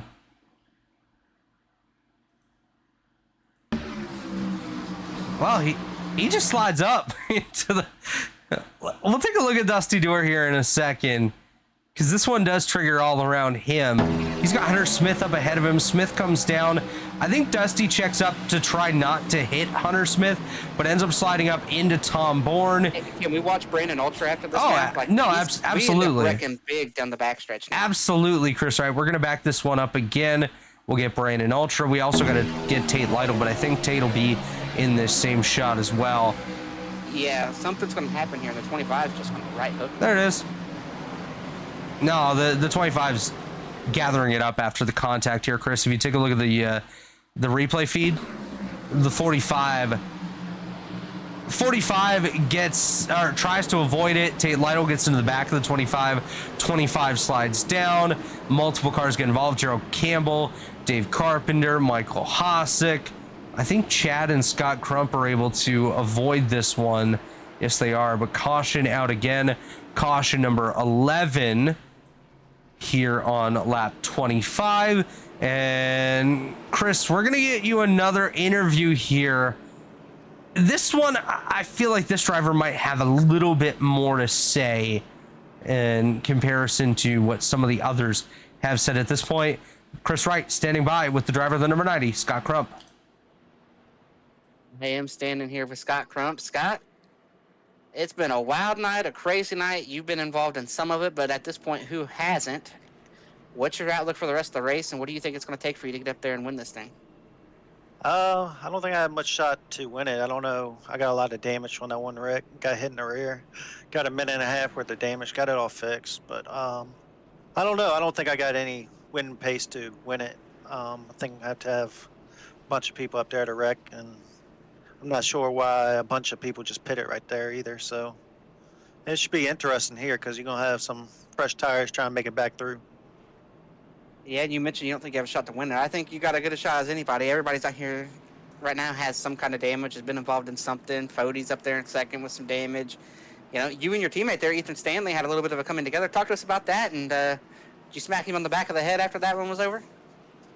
Yeah, I don't think he knew we were 3 wide. I had somebody above me, and he just came up the track and just came into me and turned me. I mean, luckily I didn't hit the inside wall, and nobody killed me as I was coming back up the track. I got a little brushed by Jonathan, but I think I'm all right. So we'll see how it goes from here. So what do you think the problem is tonight? Why are we seeing so many of these cautions and wrecks and whatnot tonight? I think if we got a little green flag running, we would have been fine, but everybody's on different tire strategies, so that's making it hard. You get 10, 15 laps, fresher tires than somebody, and you're just that much faster, and just there's nowhere really to go. Well, all right, Scott, real quick before we let you jump out of here and try to take that 90 car to victory lane, who helps get you to the racetrack week in, week out here tonight? I guess shout out to my team, Lake Norman, even though they got into me a little bit, but it happens every now and then. It don't happen often. Get a shout out to y'all up in the booth.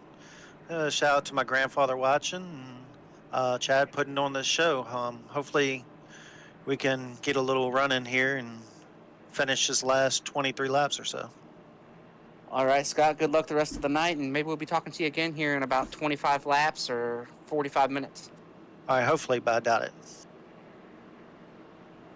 And that was Scott Crump, driver of the number 90. And Chris, we're going to work another quick interview here in, and now standing by with you is Gerald Campbell, driver of the 00. Gerald Campbell, man, it's been a very workmanlike night for you tonight. You've been involved in a few incidents, gotten lucky a few times. Now you're pulling off a pit road after fixing damage from this last incident. What are you expecting to see here over the next 23 laps? Probably me spinning out because my steering wheel is, and I'm having a hard time figuring out which button it is I have to push because it's upside down. So I'm in a lot of trouble right now. It's pretty badly damaged. I'll probably have to come down to pit road and skip on trying to finish this race because it's steering wheel is upside down, and it's real. Yeah, I think your driver is going to be real swole after the end of this one based on what I'm looking at here. It's pretty bad. I actually have one request for Gerald while you've got him on. So we just heard that Scott Crump's grandfather is watching and cheering him on. I don't think we have a bigger personality in this field than Gerald Campbell, so why don't you give Scott's grandfather a shout out for us? Oh, Scott's grandfather. Are you the one that taught him all those curse words? Oh, man, you really need to some of the stuff that he says in here. You'd be disappointed. No, he's a great guy. Everyone really loves him. Scott Crump is one of those guys that really can never do anything wrong, based off what he told us. But yeah, no, enjoy the race, and I'm sure he'll have a fun finish at the end of it. Well, we're going back green, Gerald, but we'll probably be back under caution here pretty quick. Give us a shout out about your sponsors and who else gets you to the racetrack week in, week out. Anybody, really. I mean, I'm just trying to get this thing going. I'm going 45 miles per hour right now. But yeah, good luck to you guys. I hope there is a wreck soon because I'm not going to be able to stay on the lead lap more than one. Well, all right, Gerald, good luck the rest of the race, and hopefully you get what you need here and maybe put that thing in victory lane. Nothing would make me happier than being able to see you win this thing after this. That was Gerald Campbell, driver of the 00. He's coming back down to his team as the battle's on for the top spot. Matthew Weeks, Ethan Stanley, Tyler Fody duking it out inside the top three. And we're wrecking off a four. And there we go. Hunter Smith is around. Ethan Burrell's involved. And caution number 12. We'll get a word with William White here momentarily. He's standing by for a quick word. So we'll see what just happened there with the driver of the 54, Hunter Smith, to bring out caution number 12. Ooh, looked like a little bit of neck code there in the middle of the corner between himself and Trey Holmes.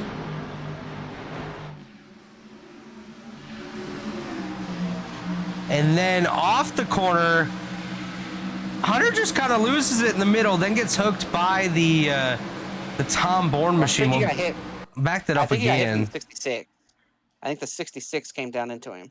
No, you're right on that, Chris. Yeah. Watch the 66 of Tommy Ryan up on the high side. He bounces off the wall down into Hunter Smith. Then Smith gets hooked off the nose of the Tom Bourne machine.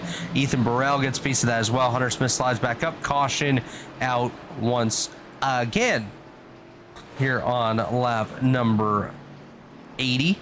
And we're going to have a quick word with William White, driver of the 43. Hey, Will, it's Robert up in the booth. You get a copy? Yes, sir, I do. You started on the pole. You had yourself a great opening run. What went wrong from there, my friend?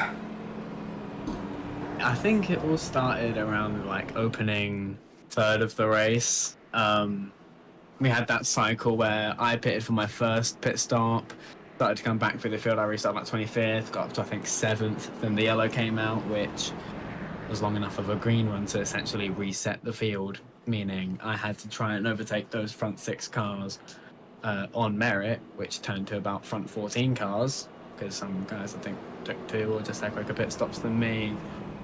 And as soon as I got back there with the squirrels, you get your nuts busted, and I got wrecked a lot. So, yeah. Well, you definitely busted your nut here tonight, Will. What do you think's going wrong in this race with everyone else that has brought out all these yellows? I don't know.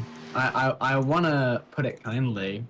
They're not doing very well at adapting to a setup that's very obviously quite loose. It's been over 80 laps now.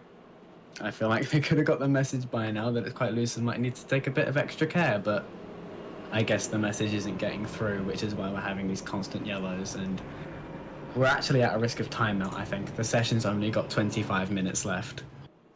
So, yeah, it needs to improve, to be honest. Well, Will, why don't you shout out your sponsors, your teammates, people to get it done for that 43 team each and every week? Yeah, of course. Everyone at Abbott Motorsports, Leighton, Brent, Andrew, Corey, obviously, you can be here tonight. I think Thomas was running with us as well. All those guys, you guys up in the booth. RaceCBR.com, Elite Performance Industries, University of Chichester as well. I've just started with them. They're allowing me to do all this nonsense in my dorm room at 2 in the morning. So big shout outs to them. I'll be representing them, hopefully in a few more things coming up soon. And yeah, everyone watching as well. And actually, I want to ask you, do you have a roommate in your dorm? And if so, what do they think about you doing this at 2 in the morning? I don't have a roommate, thankfully, but I have a flatmate that's just on the other side of the wall to my right, who...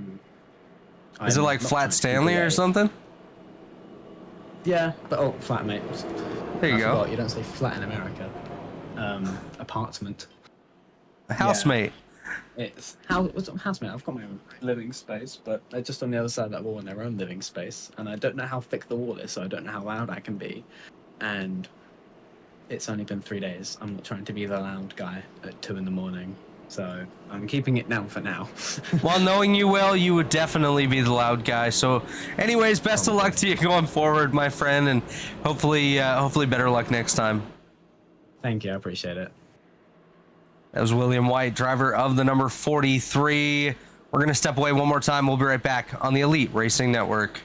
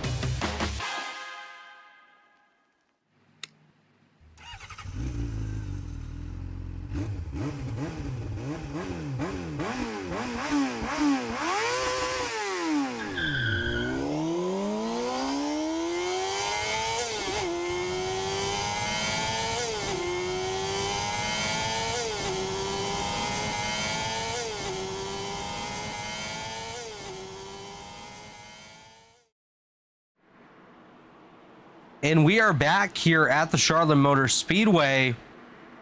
And guys, we're getting low on time here. We got 17 laps to go, 26 minutes still remaining. But I don't know which one's going to come first at this point. If we get a lot of cautions still in these last 17, we might run out of We got to time. factor in 3 green, white checkers, too. We'll probably get those the way this race is won. No doubt about that. As the pace car about to go off, there he goes as we're coming back to the green flag. Let's hope we go clean, we go green, and we make it to the end now with 17 laps to go. Is that too much to ask? As Matthew Weeks steps on the loud pedal side by side for second, Tyler Fode, Ethan Stanley as we head off towards turn number 1. Let's watch the rest of the field, make sure they make it through turns 1 and 2. Looks like they will, as off of 2, it's going to be single file at least through that top 4. Cars are going everywhere down here into 3, though. Will they make it back to the start-finish line for the first time in the last half hour, it feels like? I hope so. Looks like they do. Lap. Yep. We made at least one. There we go. Progress, boys. Progress.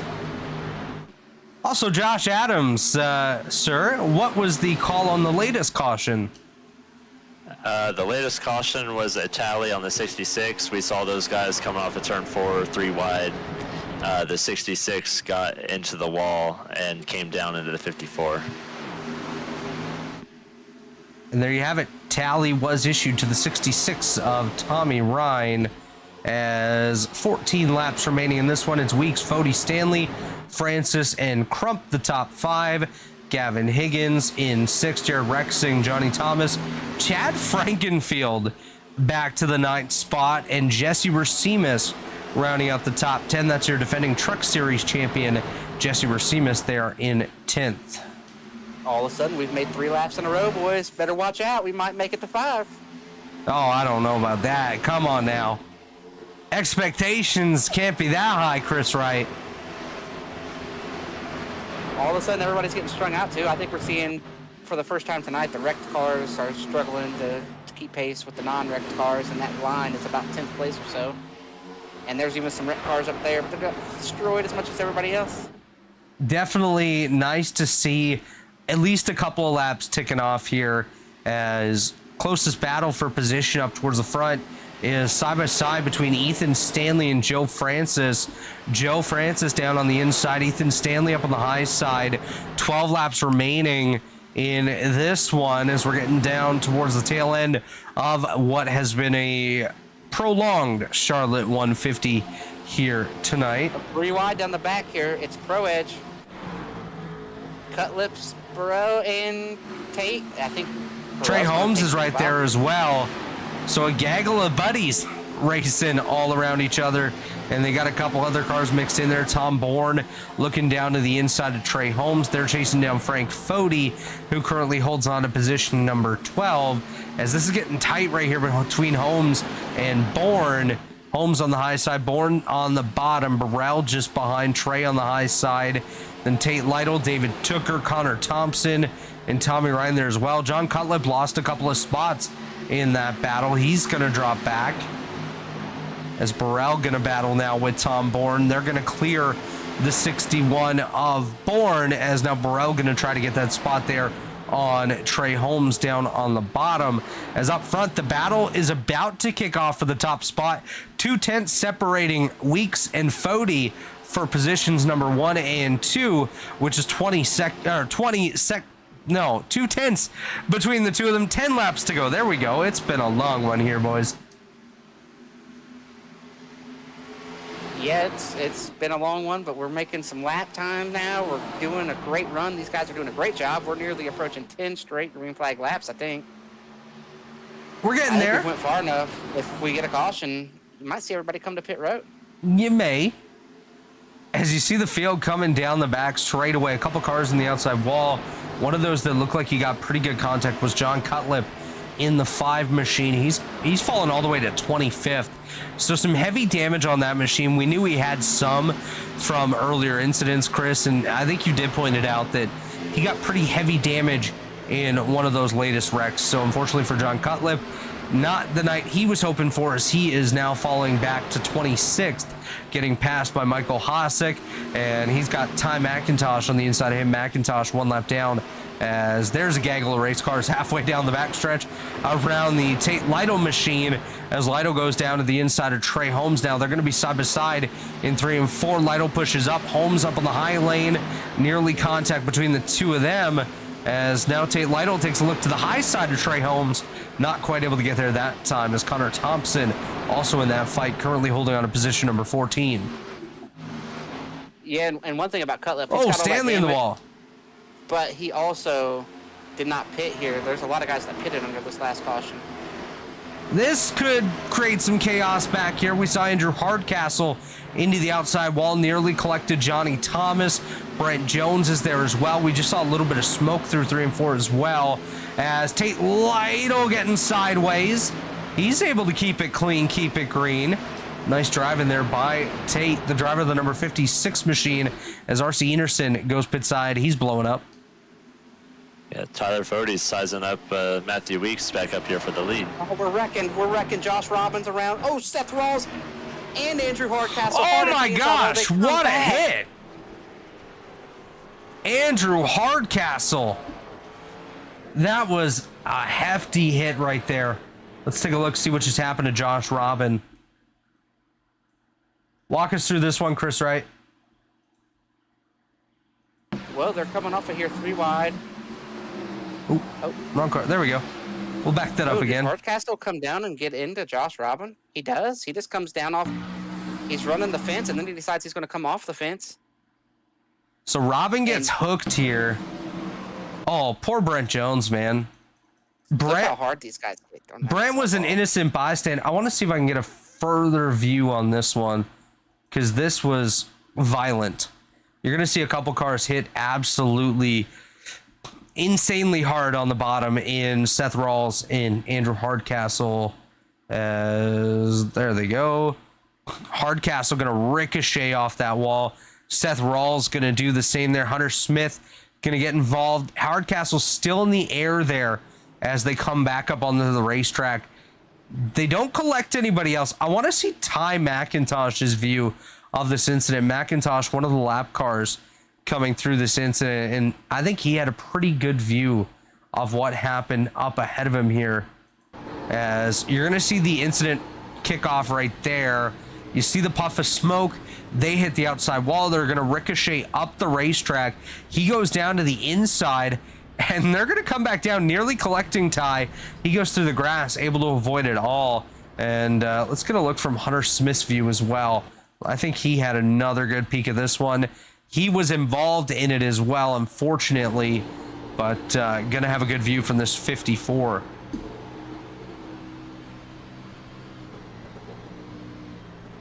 He's trying to shoot the gap, but they came back.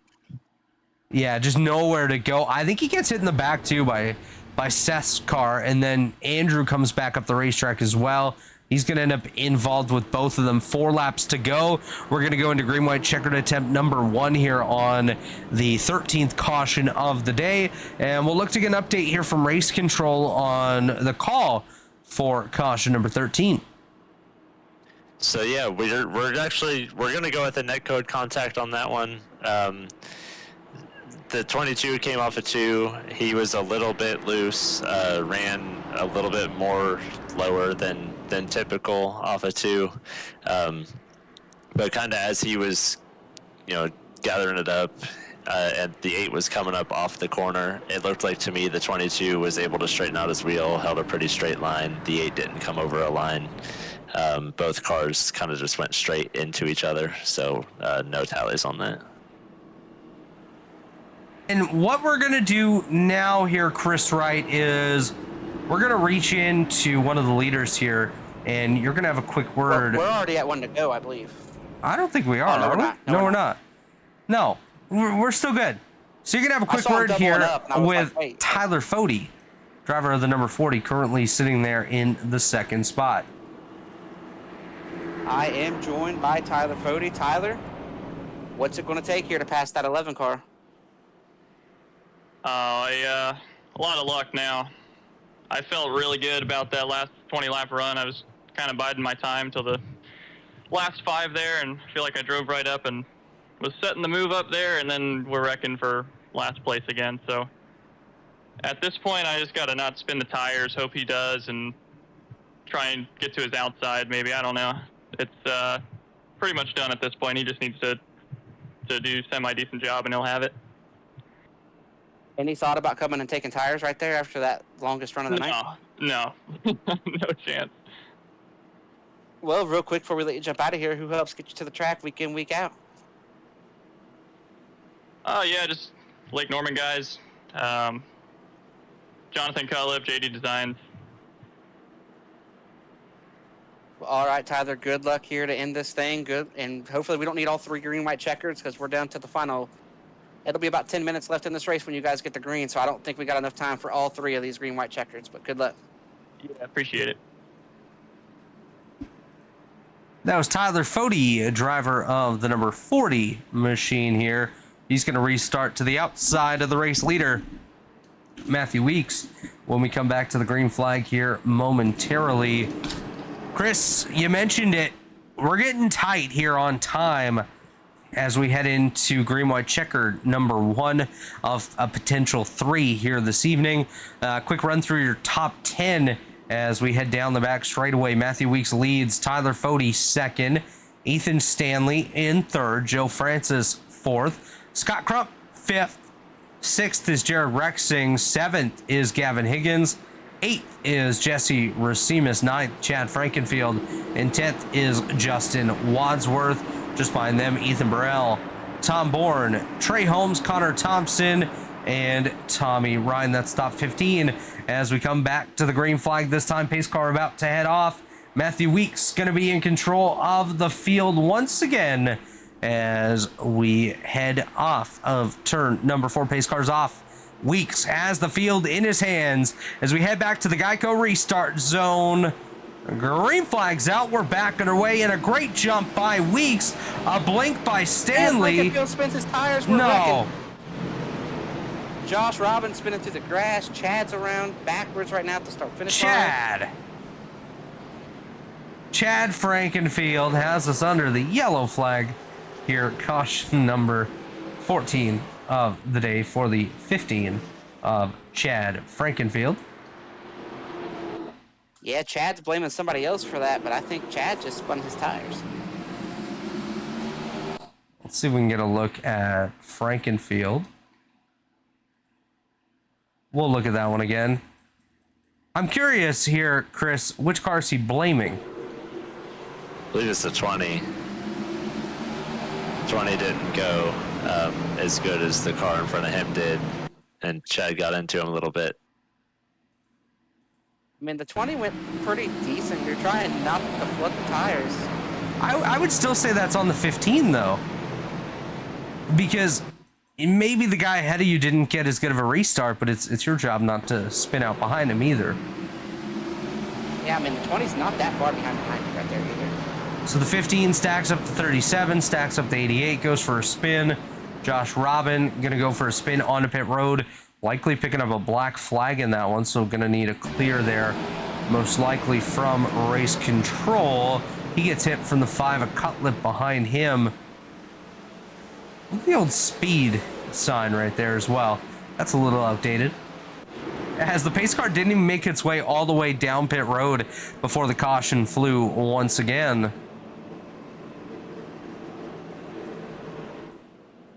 Yeah, this is a rough go of it tonight, for sure. Let's step away for a final time. When we come back, we'll take you to the conclusion of the Charlotte 150. We'll be right back. Flames will burn and sparks will fly at the NHRA Midwest Nationals this weekend at Worldwide Technology Raceway. Kick off race weekend in style with 2 qualifying sessions in one day. Plus, the can't-miss show of Nitro Under the Lights this Friday. Get tickets at WWTRaceway.com. With kids 12 and under, free in general admission. The NHRA Midwest Nationals this weekend at Worldwide Technology Raceway.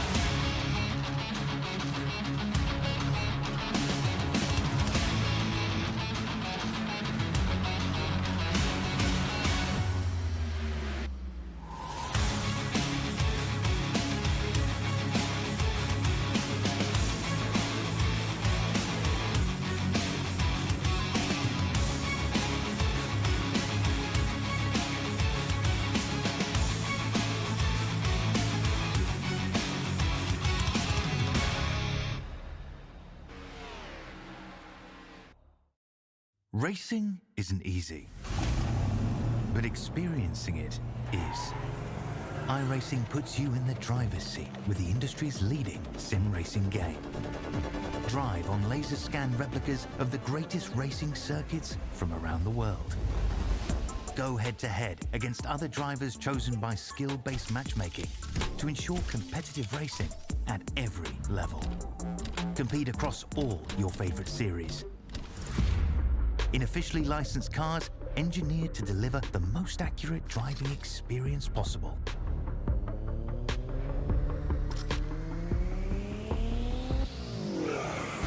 Join a race or host your own with players from across the globe. Race against the computer or in a league with friends. Feel the thrill behind the wheel. Visit iRacing.com.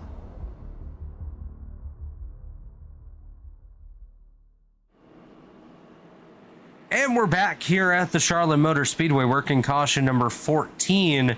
We're going to throw it to race control Josh Adams for the ruling on the 14th caution of the day. Yeah, so we set a tally on the 15. There's still a bit of an argument going on in the race chat, but there was a small little checkup in front of the 15. The 15 got into the 20. He's saying that caused him to spin the tires, but I feel like he spun his tires after the contact, and it looked pretty clear that he spun them and then spun to the right, and it just looked like a natural tire spin, so we put the tally on the 15. And to be fair, there's certain drivers in the field that when a tally goes their way, typically they do end up appealing them, and Chad is one of those drivers that always seems to find a little bit of a loophole when it comes to a tally, and typically does throw the appeal in there. So we'll see, of course, what the admin panel does rule on that one, should he opt to appeal it at a later time. But getting set for the restart once again, green white checkered attempt number 2. Matthew Weeks, Tyler Fode, Ethan Stanley, Joe Francis, and Scott Crump, the top 5 here as the pace car about to head pit side here. Chris Wright, can we make it to the end? No. Well, that was confidence right there. I'm confident we're going to probably be lucky to get the 4th gear. Oh man, I hope we at least make it to 4th gear. As we come off of turn number 4, green flags back out, we're back underway. Matthew Weeks leads us into turn number 1. Chad 3 wide towards the rear of the field. He's up once 3 wide. Was able to get around Brandon Ultra. We're going to keep it green for the time being as we head down the back straightaway. Hoping to see the white flag this time. If we do, the next flag after that will end this race. Do we make it off before this time?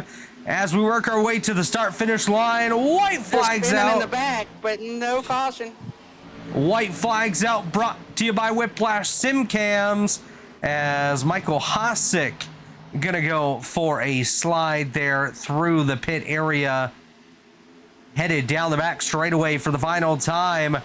It's gonna be Matthew Weeks leading us through turns number 3 and 4. Tyler Fode just behind him as they come off of turn number 4 this time. Coming to the line, it's checkered flag. Oh, big wreck in the back too, big wreck. Checkered flag for Matthew Weeks. Some guy, oh my gosh. Holy heck, that's big. Tate Lytle is gonna flip over the line. We'll take a look at that momentarily. But Matthew Weeks takes the victory. Tyler Fode and Ethan Stanley round out the podium. Scott Crump, Jared Rexing, the top 5. Jesse Racimus, Gavin Higgins, Joe Francis, Justin Wadsworth, and Tom Bourne, the top 10. As we will take a look once again at what just happened there at the conclusion of this one. That was a lot of drivers that just ended up in that wreck coming to the line. And it all kicks off around Michael Hosick.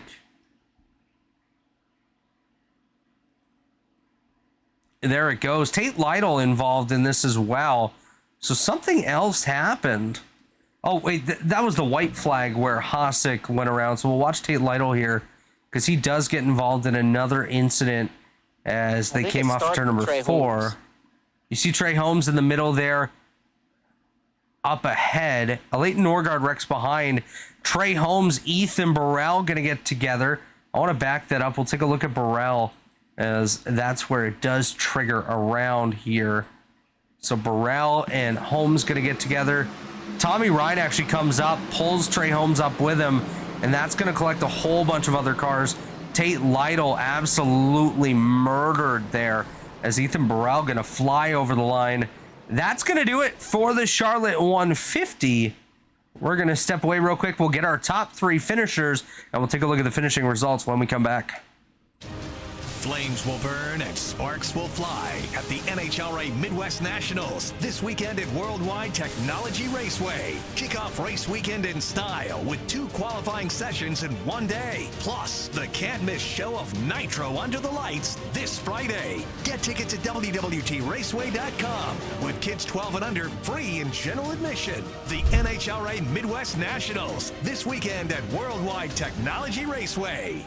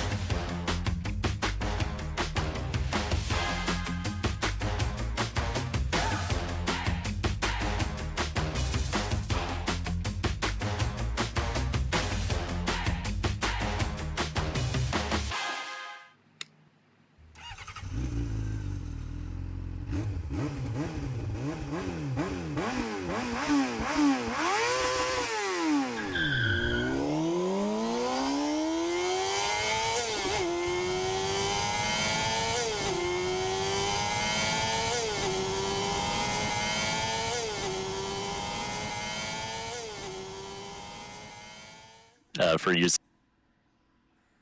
And we're back here at the Charlotte Motor Speedway, just wrapping up what was a chaotic night here tonight in the Charlotte 150. Chris Wright is going to be standing by with our third place finisher, Ethan Stanley.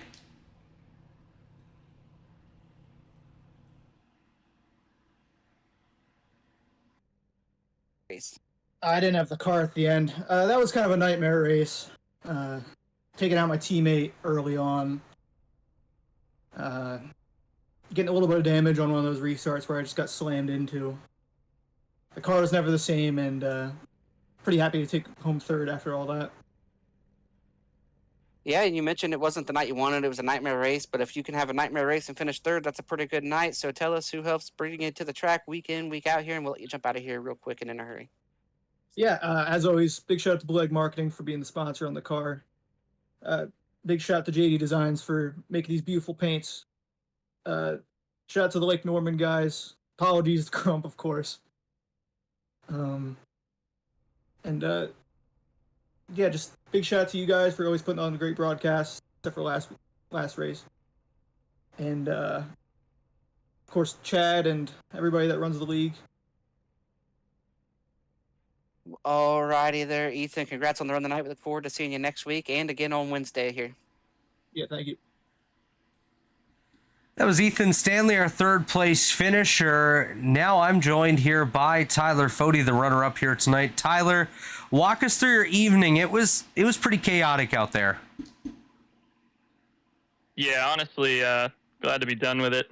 Just really a waste of a good car and track combo. Yeah, I mean, I didn't help with it at times, but it was a little tough there that we didn't get to run it out. Felt like we had a really good car. Kind of got behind on strategy, but just was really fast all night. And even in that last 15-lap run, I feel like I would have had a good shot at passing Weeks there with 5 to go, and then we got the yellow, which kind of sealed it. So just frustrating overall, really with the whole thing and a bit with myself as well. So yeah, just glad to be done with it. Well, Tyler, before we let you go here tonight, any sponsors you want to thank, shout-outs you want to give? Yeah, firstly, I got to apologize to Tooker. Misjudged a move there about halfway through the race and just caught his right rear. So, yeah, don't mean to be doing that to anyone, especially when we have a race going like we were having there. But yeah, shout out to all the Lake Norman guys and JD Designs with the paint schemes for doing it up for everybody. Pretty good run from everyone. 2, 3, 4. Wadsworth 9th. My dad got 13th, and so everyone had a good run. But yeah, shout out to those guys. Shout out to you, you all up here in the booth. Josh for doing the admin. And yeah, hopefully we'll be a little cleaner next week. Well, we definitely do hope that for sure, Tyler. Congratulations on a solid run here tonight, and we'll see you Wednesday at Bristol. Yeah, man. Appreciate it. That was Tyler Fody, driver of the number 40 for Lake Norman Motorsports. And now standing by in Victory Lane, Chris Wright is with Matthew Weeks. I am standing here with Matthew Weeks, where the champagne is flowing. Matthew, take us through your night and how you managed to be, I think, maybe one of the only guys tonight not caught up in something. Yeah, I was just taking my time. I think I qualified like top 15 somewhere, like 12th through 15th, right around there. So I was just chilling. I knew tire wear was coming to play. I did not expect to have so many wrecks, and then I guess I was lucky. I dodged a couple bigger wrecks while I was back there, so I just took that, and then we got to the front. And it was just all about staying up there, and it was good. I'm glad to win. I think that's 2 wins in a row now. I don't think I've ever done that in the elite and winning 2 in a row, so that's awesome too for me. Yeah, winning 2 in a row, well on your way to trying to fight for that championship. So what's your outlook here for the rest of the season? Going for that championship, man. I let it slip away last season at Chicagoland by pitting a lap too early and overdriving my stuff. So that's my goal this season, is to get that Xfinity championship that's just been lingering from me. Well, Matthew, we'll let you jump out of here real quick and in a hurry. Only one more thing for you tonight. Who helps get you to the track week in, week out, and who's going to be with you there on Wednesday night?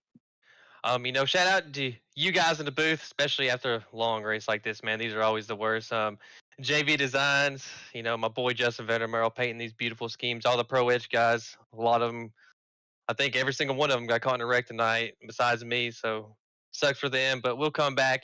Wednesday at Bristol, long race will be good. And all the people that watched, man, I'm sorry that was a crappy race. It's usually not the elite standard, so we'll get it turned around and we'll be good. And yeah, man.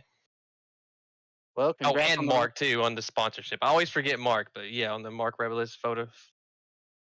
Well, huge shout out for him for doing this. Congrats on the win, and we look forward to racing with you on Wednesday night and seeing you back in action here a week from tonight.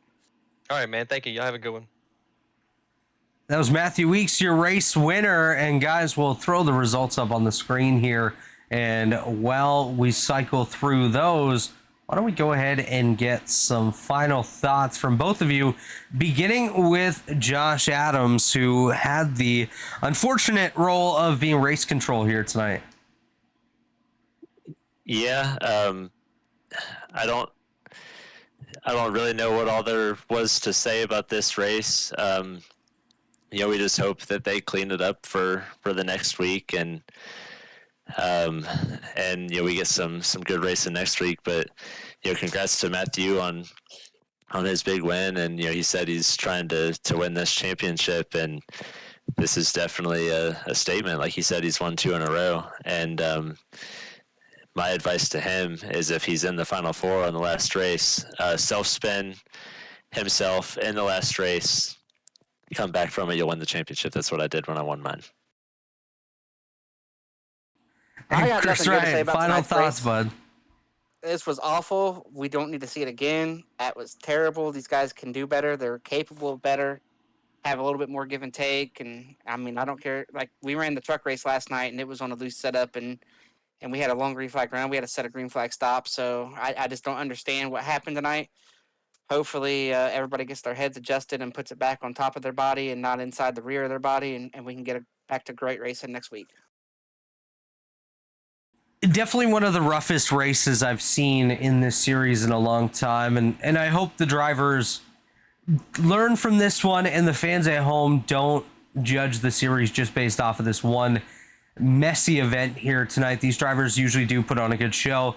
We know they do. You know they do. And we hope you'll be back next Monday when they do it again. But on behalf of all of us here at the Elite Racing Network, Chris Wright, Josh Adams, myself, Robert Hill Jr., of course, Dave Huckleberry, for all of the work he does behind the scenes, Chad Frankenfield, and all the other admins here at the Elite Racing League. Thanks for joining us tonight. Join us tomorrow for the Pit Pass Network ARCA series at 7:30 p.m. We'll have the call for that one as well. So we'll see you then. Have a good night, everybody.